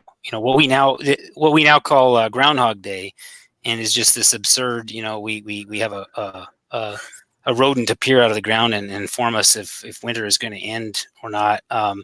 It all makes sense once you get back into the traditions of, well, this was regarded as the high point of winter, the early, the point at which winter started being rolled back. And once you understand winter was associated with chaos, especially with the people of Northern Europe, and what the undoing of order, then you understand how spiritually important this was for them, and why the church would have incorporated this into a major holiday and feast for their calendar.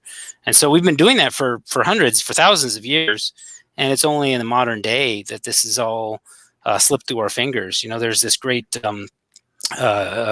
quote or statement of Odin's, where he has the two ravens, Hugin and Munin, the thought and memory, and they go out each day and bring him tidings of what is happening.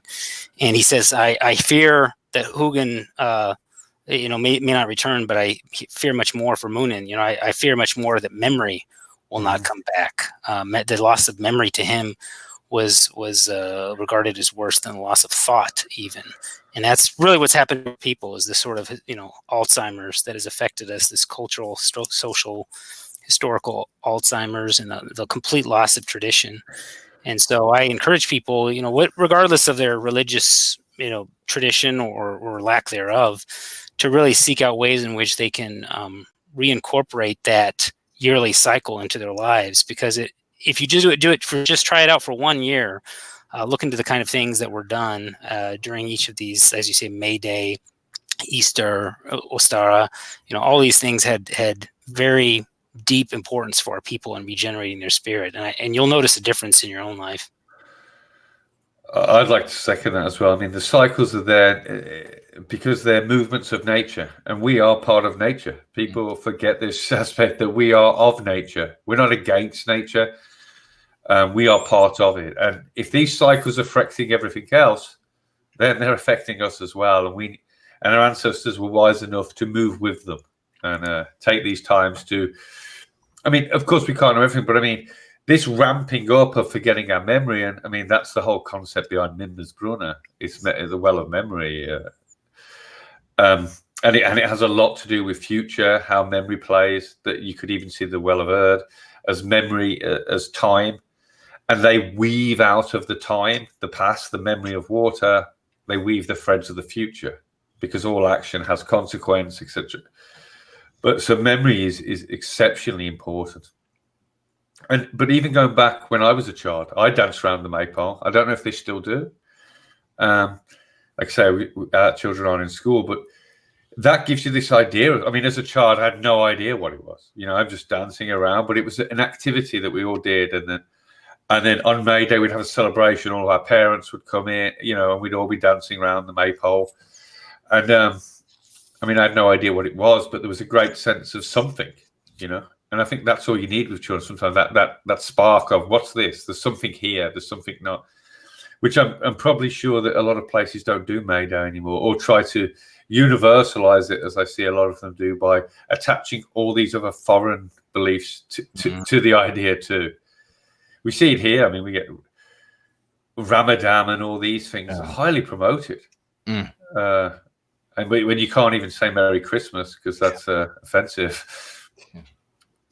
Well, I think we were talking about that on a recent stream, how it's almost implicit now. Merry Christmas. I look someone in the eye and Merry Christmas. I say it very purposefully. Jason was saying the same for us here in the States. We had a similar conversation about a month ago with Thanksgiving. Some people have these silly things. They say that they're almost dismissive. Like with Thanksgiving, they'll say like Happy Turkey Day or gobble gobble. But no, it's like you look someone in the eye and you're like, Happy Thanksgiving. If someone else knows, it's almost like this code, it's secret handshake at this point. This is the point that we're at. But this is sometimes those things can get you down a little bit when that's when we're at. When it's almost a secret code just to say something that was said for hundreds of years, there was no problem. But it is a war for identity. That's what we've got to really remember here. That by erasing our memory, they erase our identity. If I erased my memory right now, who would I be? I'd be anybody or anything, right? I'm pliable. I'm malleable. I can be turned into whatever they want. So when they remove our collective identity, our collective memory, they literally have what we see. They have these kids now coming through schools, having all their memories erased, their ancestral memories. They come out of schools, they're malleable. They go into these universities, higher education, and they turn them into whatever they want because they've got no grounding and no roots of what they are. And I'd just like to add that on that concept of the cycles I mentioned earlier is what the you mentioned Yule, Jared, a lot of people lose sight of a tradition that Bede actually describes. What precedes the solstice is Mother Night, Modernicht in Anglo-Saxon. And there's a lot of, when you dig into this, it's really kind of it gives you a lot of a renewed sense of confidence when you understand, here you have the shortest day of the year followed by the longest night. But our ancestors knew very well that the worst months of winter lay after the winter solstice. Yes. Like I said, they regarded the Thoroblot, the February 1st, February 2nd as sort of the turning of the tide.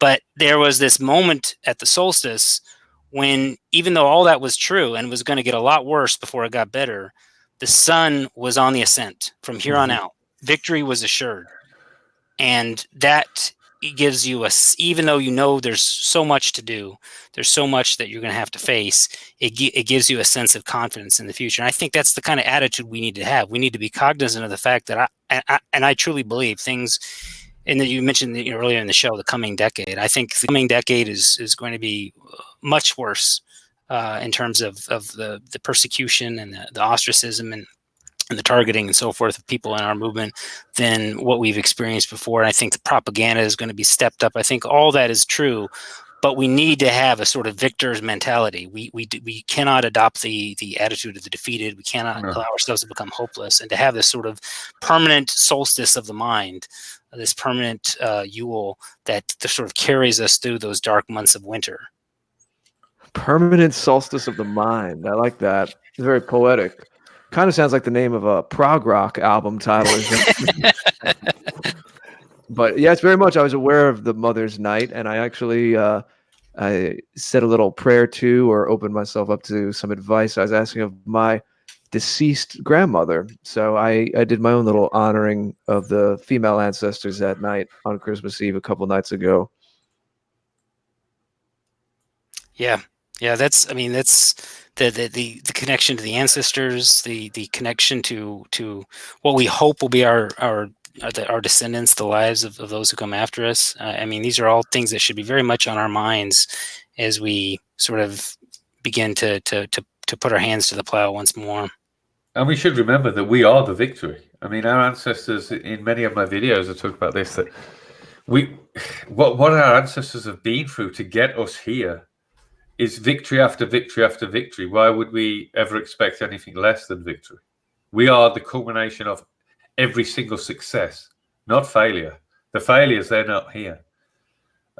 We're the success. So we're the point of the spear, So we need to take that on board, that we're winners, or else we wouldn't be here in every way. Very well said. Porge, I'm interested. Do you have do many of these in the Australian customs and norms, many of these old European traditions that we're hearing spoken about right now, names?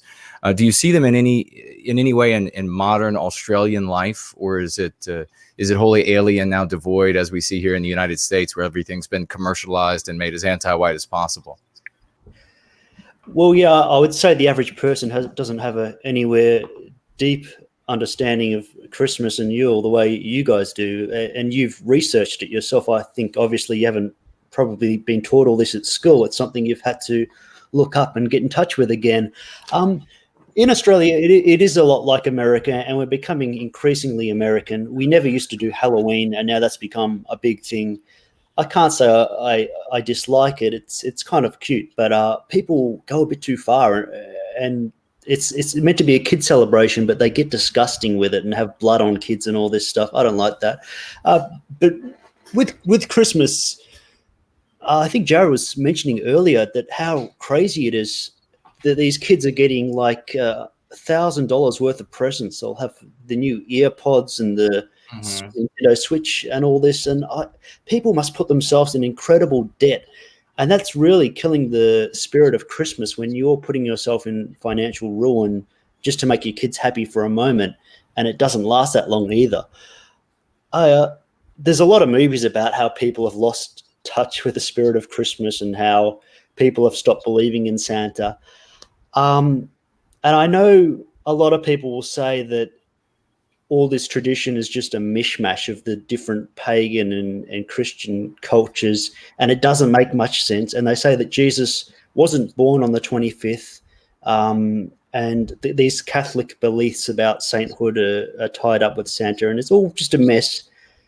And I have to admit, I don't know the origins of every single thing, but I know that all of this together is a European tradition, and it's something that's been practiced in one form or another for over 1,000 years. And it's beautiful in lots of little different ways. It's an expression of our spirit and who we are. And it's a great source of happiness for all. And so, like I said earlier, to me, it's not so much about each little ritual. It's about using those rituals to come together as a community and share happiness with each other. And so if I found out that something I'm doing only popped up in the last 100 years, it's not a big deal to me as long as it's bringing joy to people. Although I do love the idea that these guys are looking back into our history and finding, what is the traditional way they did this, because often it has a lot more substance when you do find that out. But Aussies, we're pretty, I guess you could say, shallow about these things. We're pretty laid back, It's a good excuse to have some beers and get with your family. But yeah, no deep thought there, really. Well, one thing about newer traditions is things are going to always change. And I try to put a point on this, and I am no scholar by any stretch of the imagination. I am learning as I go, and I am happily sharing along the way. But it's more about, I do this stuff because I'm using it as one way, not the only way, but one way to, in a sense, reverse engineer from the expressions of our soul back into our soul itself. And so if something modern comes up, but it resonates with many of us as something that is true to our soul and our mind, then that's fine. It doesn't, just because something is new doesn't always mean it's bad either. And we have to be getting into these purity spirals about perfectly recreating things that, when you begin to look into it, is a little hazy in the past to begin with. Unfortunately, the records that we have are not always the clearest on this or the most thorough. So it's more an exercise in getting to the spirit. I don't like missing the forest for the trees kind of thing, and as always, there's a balance there, because I know people can be dilettantes, and I know people can take little bits of information, let their imaginations run away with them, do very sloppy research or sloppy scholarship, and that can have a whole host of problems that follow as well. So I don't want to fail to acknowledge that side of it either. But I am looking for the spirit. I am trying to, in what I do, articulate better and better in a more refined way the essence of who we are, because the more in touch with that we are, then the more apparent something that is not us becomes. And I think that is one of the key elements that has allowed us to be manipulated and be thrown off course, have our confidence destroyed the way that we've seen. Because and Phil goes hand in hand with what Phil was saying about memory, very related. If we don't know who we are, we don't sense who we are, we don't have a feel for who we are, then we're just being blown about in the wind. This other culture, fine, I can adopt that. You don't have any rudder, you don't have any anchor. So that's why I'm doing this. It's I'm not coming at this, as I said, as a scholar. That's not my thing. I don't think I'm going to ever, maybe, I don't know. Life is long and I'm open to surprises. I don't see myself writing long books with footnotes and having like an academic approach about this. It is really more an exercise in finding and articulating our spirit, our soul. And this is one way to do that. And the more we get in touch with that and resonate with that, then we can create new things, but it will be imbued with that, will be centered in that soul. And we won't be able to be knocked off when something's foreign to us. We'll recognize it as foreign. It doesn't mean you hate it, but you recognize, hey, that's not us. No, that's an important point. and I wrote an article a while ago and covered this a little bit in the stream, that we can't go back, and nor should we want to. We are the greatest creative force on the planet. Mm-hmm. I mean, if we created, and the Viking era and the sagas that we read, they're reworkings that were reworked for their time of ancient. You can trace these ideas right the way back, but they change over time as they reflect the age. Nothing is static. When something is static in nature, it's either in a period of dormancy or death. Okay, things should always move and reach upward and grow and change. Mm-hmm. And that's the evolution of man. And it's not just an evolution in a biological sense; it's in a mental sense. And something that what we should do is try to be like our ancestors in their creative will. I mean, who has changed the world more than us? In so many ways, for good or bad, misled or misguided. Doesn't, but we are a creative force, and I think that's important to remember, that we are, that these things, and I'm no scholar either or academic. I left school with nothing. I left school early to go to work because I was skiving, and my grandma told me, if you're not going to school, you go to a job. So I got a job, right? I'm not an academic. I approach these things and I try to explain these things in a way that the common man will understand or see, because I think that's important. It's not about, I don't want to be some exclusive group that's got some esoteric knowledge and doesn't want to share it with the world. Mm-hmm. I don't know anything more than anybody else. I'm an observer just like everybody else, just like all of my ancestors. All their wisdom came from the trees, the forests, the nature, everything around them. Every book you've ever read started life, if you trace it all the way back to somebody in a forest or in a field or wherever, observing nature, observing the cycles. And this is why what Ash said about the cycles is so important, and you, Jared.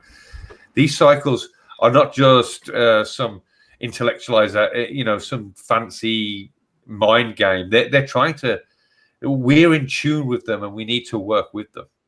And the more we work with them, the better we'll do. And like you said earlier, this is a time of conception. The remembrance has gone now.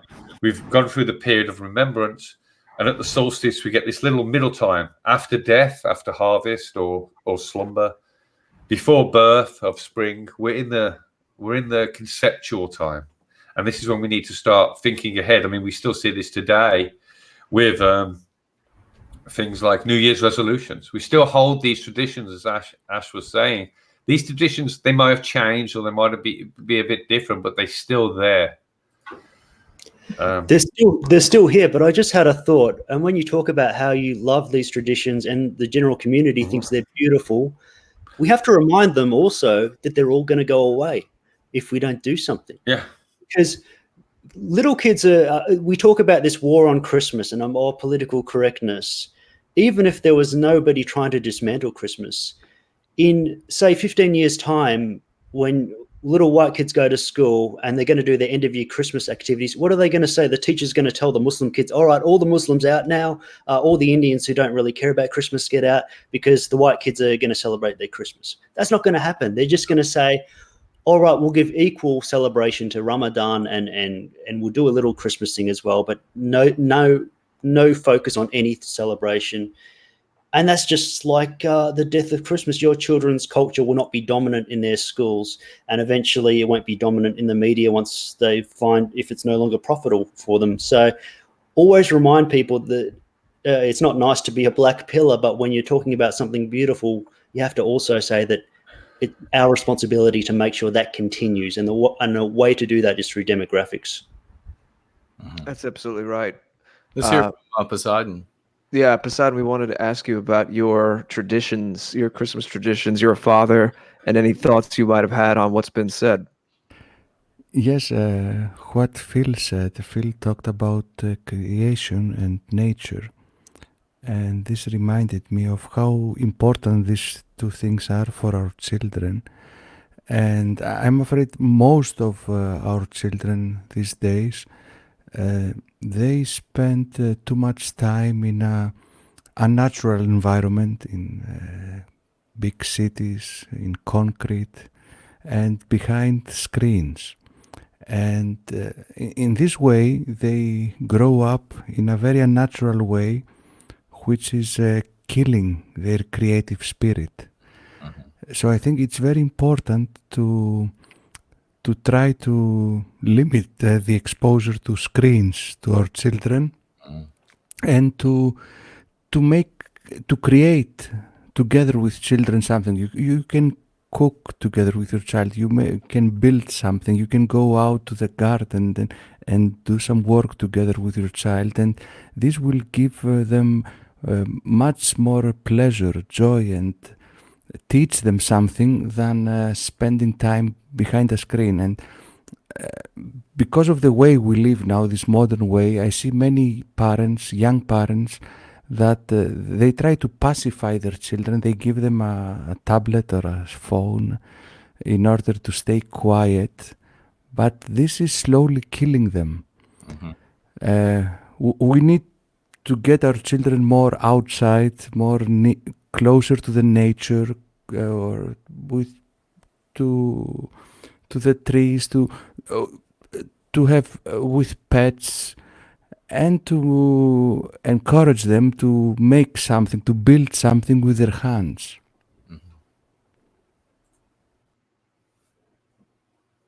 That's very true about the tablets. I see that a lot, and it kind of gets under my skin, where it seems like the parent is just handing the screen, or these. We have cars now where I guess there's a screen on the back of the seats, of the front seats, so the kids can just watch something. I mean, maybe a little bit if you're taking a long trip and it's something educational. It's something maybe if they're old enough, they can watch a stream like this or something. Yes. Something edifying and that's age appropriate.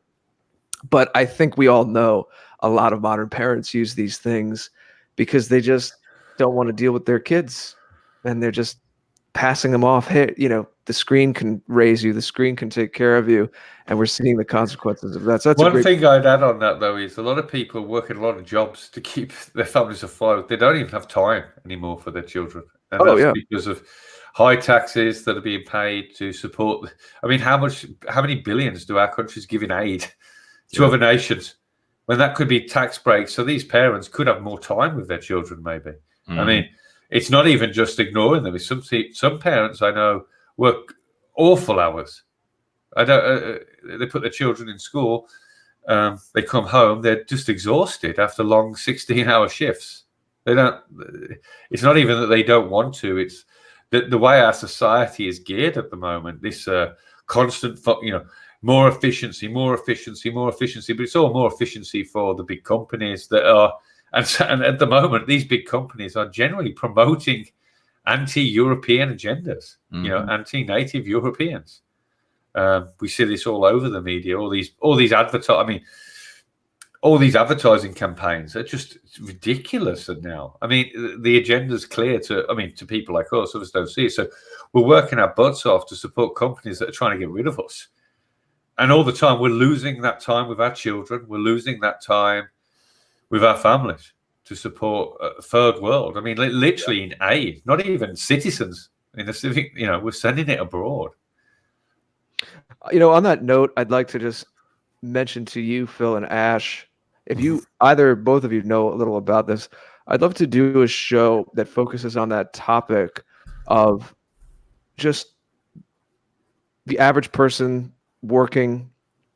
If their day-to-day lives, we know we have more conveniences now. We know we have things that if you get a tooth pulled, I wouldn't want to have a tooth pulled without Novocaine. I don't want to. It's a little too easy just to say, "Oh, the modern world sucks." There's a lot of different double-edged sword. Yeah. There's a lot of different dimensions to it. But in terms of once you establish what true values are, this whole notion of you go back to a pre-industrial way of life. Again, if either of you, anyone here knows about this or can recommend a guest who is well-versed in this, I'd love to have a show, Jason, where we have someone who can speak to this idea of what we've lost, because I hear things, and this isn't something I've researched deeply, that even though we grew up hearing that the medieval era, especially the Middle Ages, were the so-called Dark Ages, I know that there are people who say, no, there's a whole other side to it. People actually had a lot more free time to work on crafts and be with their family. And when you compare what they paid or gave out of their crops if it was that kind of a situation. It's not nearly as much as what we do now, and modern people are really slaves and they just don't know it. I'd be interested in having a stream that focuses on that. I'd definitely be up for talking about that. Yeah, certainly something that I think about a lot, and I'll probably do a stream of my own at some point. But yeah, definitely, especially with Ash, he's a very knowledgeable guy. The more I get to know him, so he'd have a lot to add to it too. Yeah, it's what we've lost, and then the question becomes, well, how do we kind of meld the two?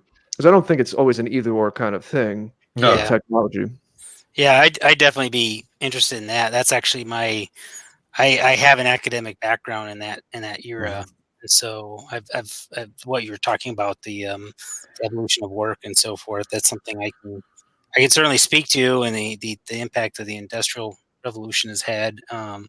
And so yeah, it's very true. I mean, it is, in a nutshell, that we are more slaves of work now than ever before, and ancestors did have more time for their families and for what we today call free time. I mean, everything was constructive back then. So the notion that you just kill time, or I'm just going to sit down and watch a Netflix, the entire season of this show for the next few days, and it was just anathema to just have that. The time was something that you would kill, or you just try to get rid of to sort of hasten the moment when you slip into the final unconsciousness of the grave.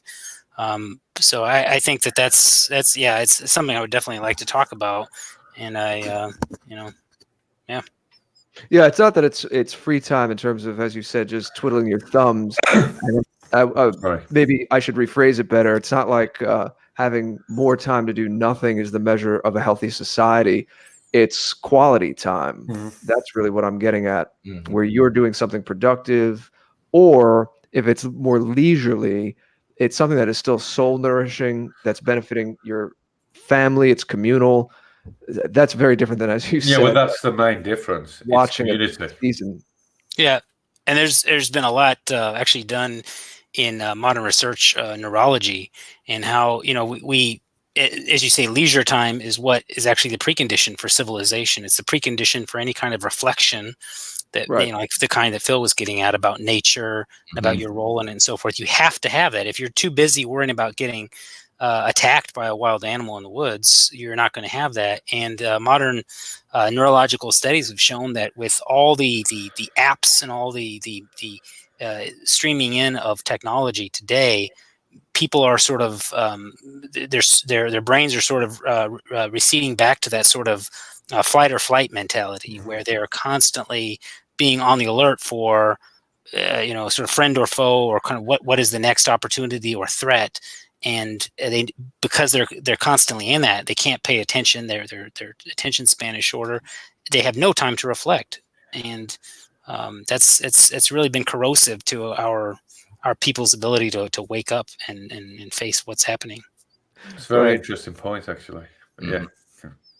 Yeah, sitting at a traffic light and even using that 10 seconds to frantically check your phone and not having any free space in your brain, that is not conducive to the next symphonies being written. No. You need that space and that time of writing poetry. So yeah, it's not all frivolous at all. I mean, I say that as a creative person. So it's the meaning and the quality of the time, and also health-wise. Interesting for you to note the neurological studies about the apps and getting in a fight or flight. That's interesting. I of course have heard things more on the angle of health and just longevity. When you see communities where a lot of people live into their 90s and they die of old age instead of modern diseases, it's almost always going to be a community where it's more traditional, where extended family is around. They have a reason to look forward to all these events coming up. They're not sitting and rotting away in an old age home. Unfortunately, in our societies now, increasingly being taken care of by people who aren't even of their ilk, of their stock, as we're seeing in the industry here in the US. I would think that's going on in Britain as well. That's a heavy thing too. Yep. But on that, I think we're going to use this as an opportunity to wrap up. Yeah, we're going to tap out this magnificent stream that we've had here, the final tap of 2019, which has been an absolutely remarkable year with all of you. TAP has gone through the stratosphere over the past 2019, and we wouldn't have been able to do it, as cliche as that sounds, without all of you. So it's been fantastic, and this has been an absolutely great panel that we've had tonight. Can't say more great things about it. We'd like to get some final thoughts from everybody. Let's start with the first gentleman that joined us, Paul. Final thoughts. Where can people find you? What are you going to be doing in 2020? Well, you can find me on my channel, Ruination Media, or on Twitter under the same handle. What I'll be doing in the year 2020 in regards to nationalism it might be working towards a documentary. This is something I've had in my mind. And after me and Jared did Last Message to the West, and everybody got into that mindset of creating a last message, it's given me a lot of little ideas and maybe putting them all into one big thing. It's not something I'm completely sure about yet, so I won't say that's for sure. But I think it's been a great year. Thank you guys for having me on, and I'm really happy to do it with these great guests too, all produce amazing content. It's been a tough year for us as well. A lot of us getting censored. White Art Collective was the last one we lost, I think. We lost Red Ice. We lost Jared.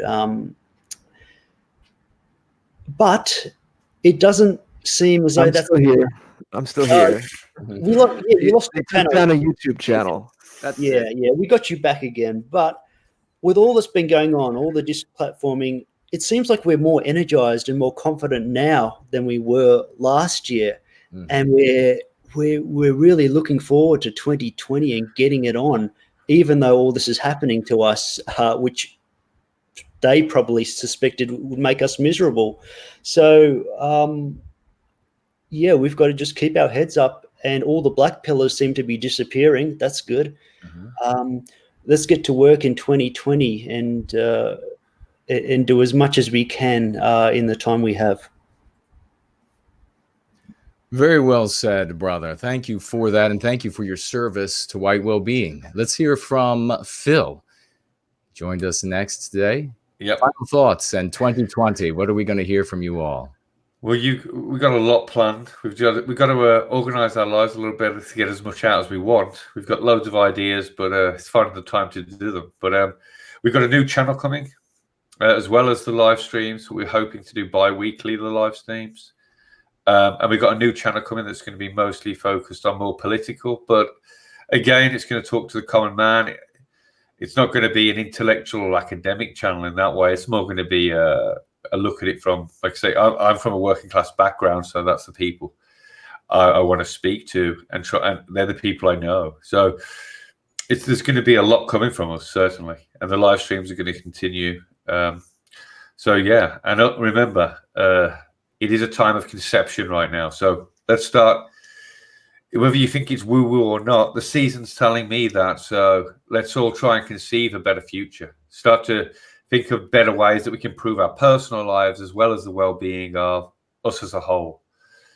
And like I said earlier, it's going to be a decade of bravery. And we're the bravest people on the planet, so I don't have any fears. Very well said, brother. Thank you for those great words and your service to White Wellbeing. The great Poseidon, final thoughts tonight and what you'll be doing in 2020. Well, in 2020, I want to try and I want to stream more often. In 2019, I was usually streaming once a week. I want to make it 3 times per week, not on YouTube, mostly on DLive. Also, I want to try, because I live in a country that's very close to the problem. We are one of the entrances of Europe. I want to try and get closer to the problem and get some footage of the actual situation, maybe make some videos with videos that I will take with my phone, my camera, of doctors and engineers and their beautiful life in my country. These are my two goals for 2020. And my final thought is that what I always say, talk to people, spread the truth. We need more voices. We need many of the people who are in our audience to become beacons. Just like I was in the audience 2 years ago, and now I'm behind the microphone, and we need more people getting involved in real life and on the internet. But most of all, my favorite subject, my favorite quote is make more white babies. Demographics are really important. It's not just about open borders. It's not just about politics and the current situation. We need to talk more and to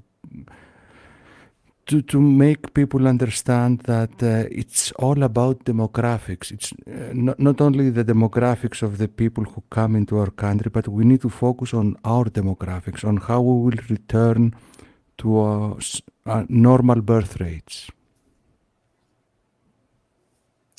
Very well said. And if you're going to be going out to take some footage of these surgeons and astronauts, doctors and lawyers, I hope I can make it over to Greece, because I want to be there with you when we get the footage of these doctors and attorneys crawling off of the rafts.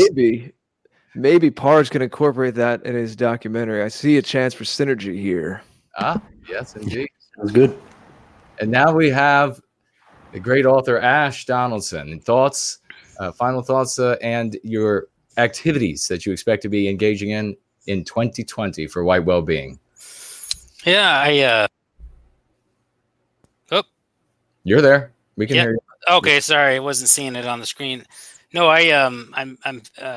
there's a new book coming out by the White People's Press. It's going to be sort of a book on folk.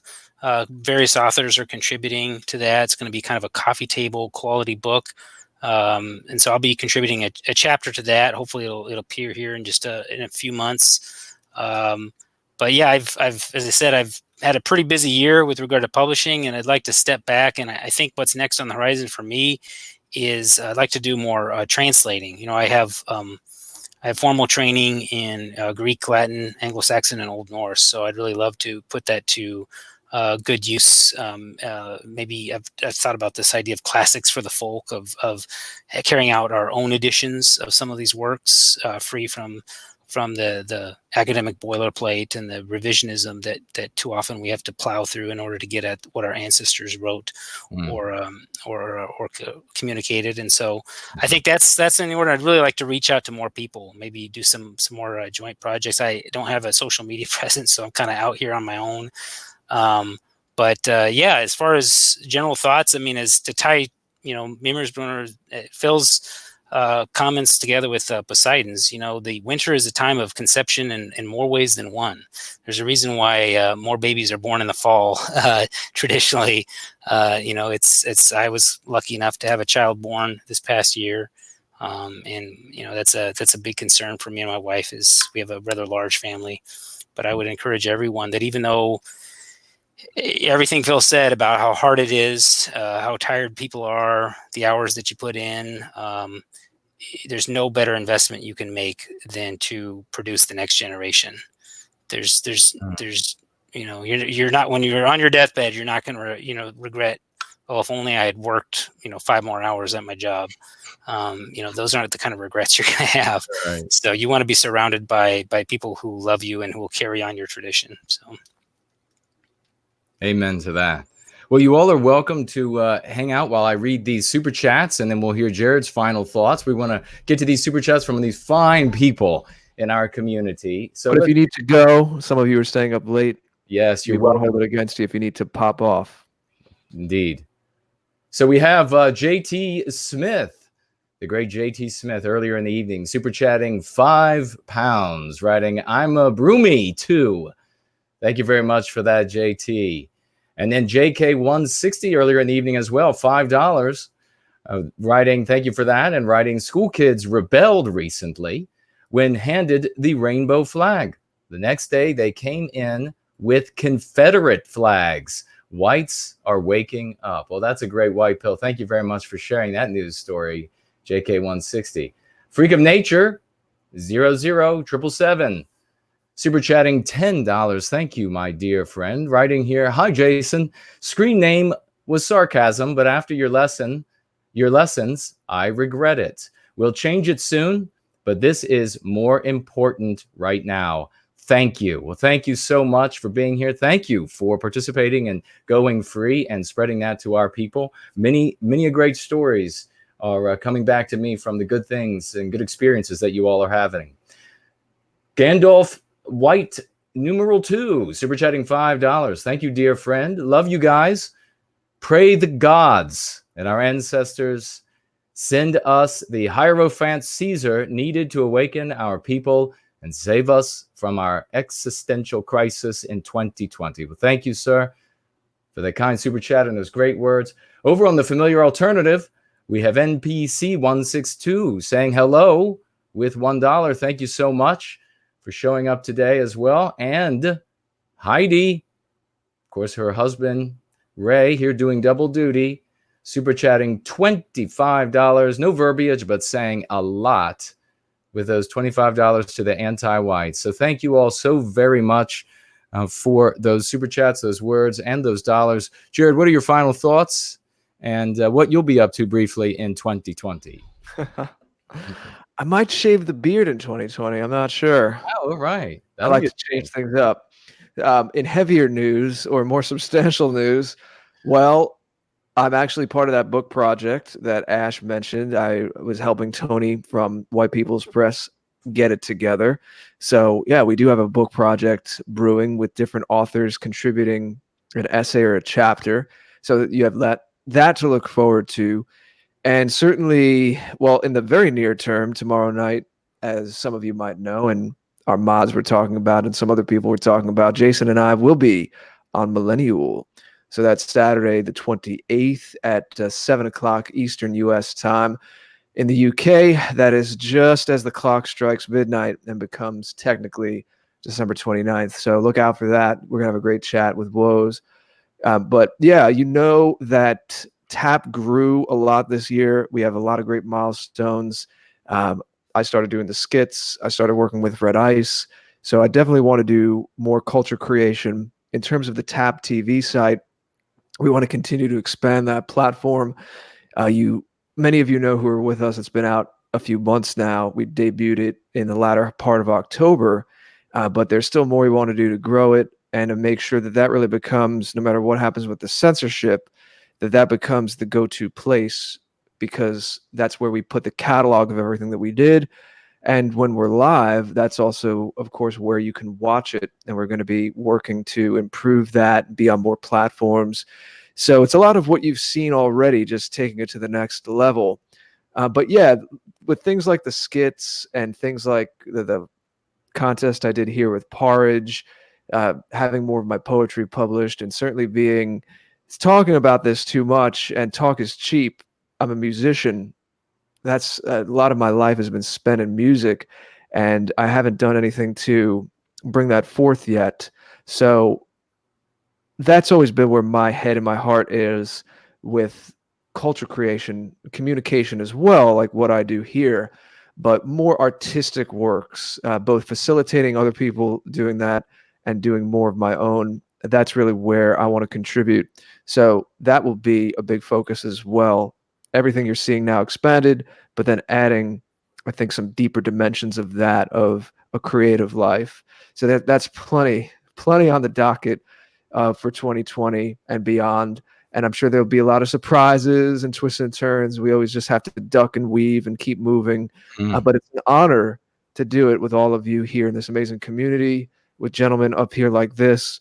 And of course, with the man I work day in and day out with, Jason here. It's been just a blessing. And we'll have to look forward to really getting together a super stream with a lot of different guests in a couple of months when we celebrate 2 years of TAP in late February. We're about 2 months out from that. So that'll be a big party as well. Heck yeah. So yeah, that's a little bit of what's going on and what's ahead. If you want to hear some deeper thoughts from Jason and I about the last decade and what's ahead and everything going on, we're going to be really getting deeply into that with Woes tomorrow night on Millennial. So please do look out for that. I did share a promo as well. We like to take these old 80s movies and put our faces on the characters from them. So when I first did Millennial a couple years ago, it was Dirty Rotten Scoundrels, and with Steve Martin and who else? Michael Caine. And I put our faces on those guys. I love that movie. And I said, I need one with three. So I found the Three Amigos, Martin Short, Steve Martin, and Chevy Chase. So check out that promo I put on Twitter with, I think you look the best, Jason. You wear a sombrero very well. Oh, thank you. And then someone from the audience went and found one of those websites or services where they have people dancing around crazy and you put the faces in it, this whole video. Yes. So someone else, there's a user generated or community generated one where we're dancing around a Feliz Navidad, and it's absurd. In fact, someone in our chat here tonight said they never laughed so hard. So Yeah. you got to have fun with this too. It's dire times, but we're people living our lives, focus on beauty, have fun, laugh while you're doing it. Have that swashbuckling mentality. Yeah, you're in a fight, but laugh, smile, wink, have some panache while you do it as well. You got to enjoy this life, and we're trying to do that here. So we thank you all. I love you all. Merry Christmas and good Yule. Thank you to everyone who's been on here, and we'll hear from you all soon. If you're around tomorrow night, please do watch and support when we're on Woes on Millennial. We might have as much as active as we are. There's a lot of people out there who might not know about what we do. So it would definitely help if you're in the chat and you're helping to encourage people and inform people about what's going on here, because it really is a positive community. And there's a lot of people who are looking for that and might not even know that it's there for them. They might think that it's all shit posting and irony posting. So make sure you represent us and talk about us in the chat if you're up with Woes on Millennial tomorrow night, and bring them this way. Might help some people out. That's a great point, Jared. Thank you for saying that. Well, it has been another fantastic year. 2019, as I said, was going to be the first year that the first rays of the Western sunrise crested our Western horizon, and they have indeed, as things have just grown, and we have not only grown numerically, but grown spiritually. There is a real tangible power that is circulating now among us in this community that we're building around the world. So I am very excited to be a part of it. TAP is right at the center of that, and we are happy that you all have been here with us for this ride. We hope these wonderful guests will come back to join us on our 2-year birthday party. Let me give a big thank you to our mods. We had Ray here tonight, Laura and Seaver. We absolutely would not be able to do TAP without you all. I'm sure this channel would have long since been gone with the number of troublemakers that show up from time to time, anti-whites in sheep's clothing or in heroes' clothing, concealing themselves, showing up among our number and attempting to undermine us, smear us, make us look bad, not only for the anti-whites, their fellow followers in the cause of anti-whiteism at YouTube, so that they could censor us for the things that anti-whites say under our flag, but also to run away the normal white folks in the millions who are looking now elsewhere for answers that will save themselves, save their lives, save their children, bring safety and healing to our community, and therefore to us as individuals. Let me spotlight a few people before we say goodbye here tonight. In the chat, I saw the magnificent Underhill was here today.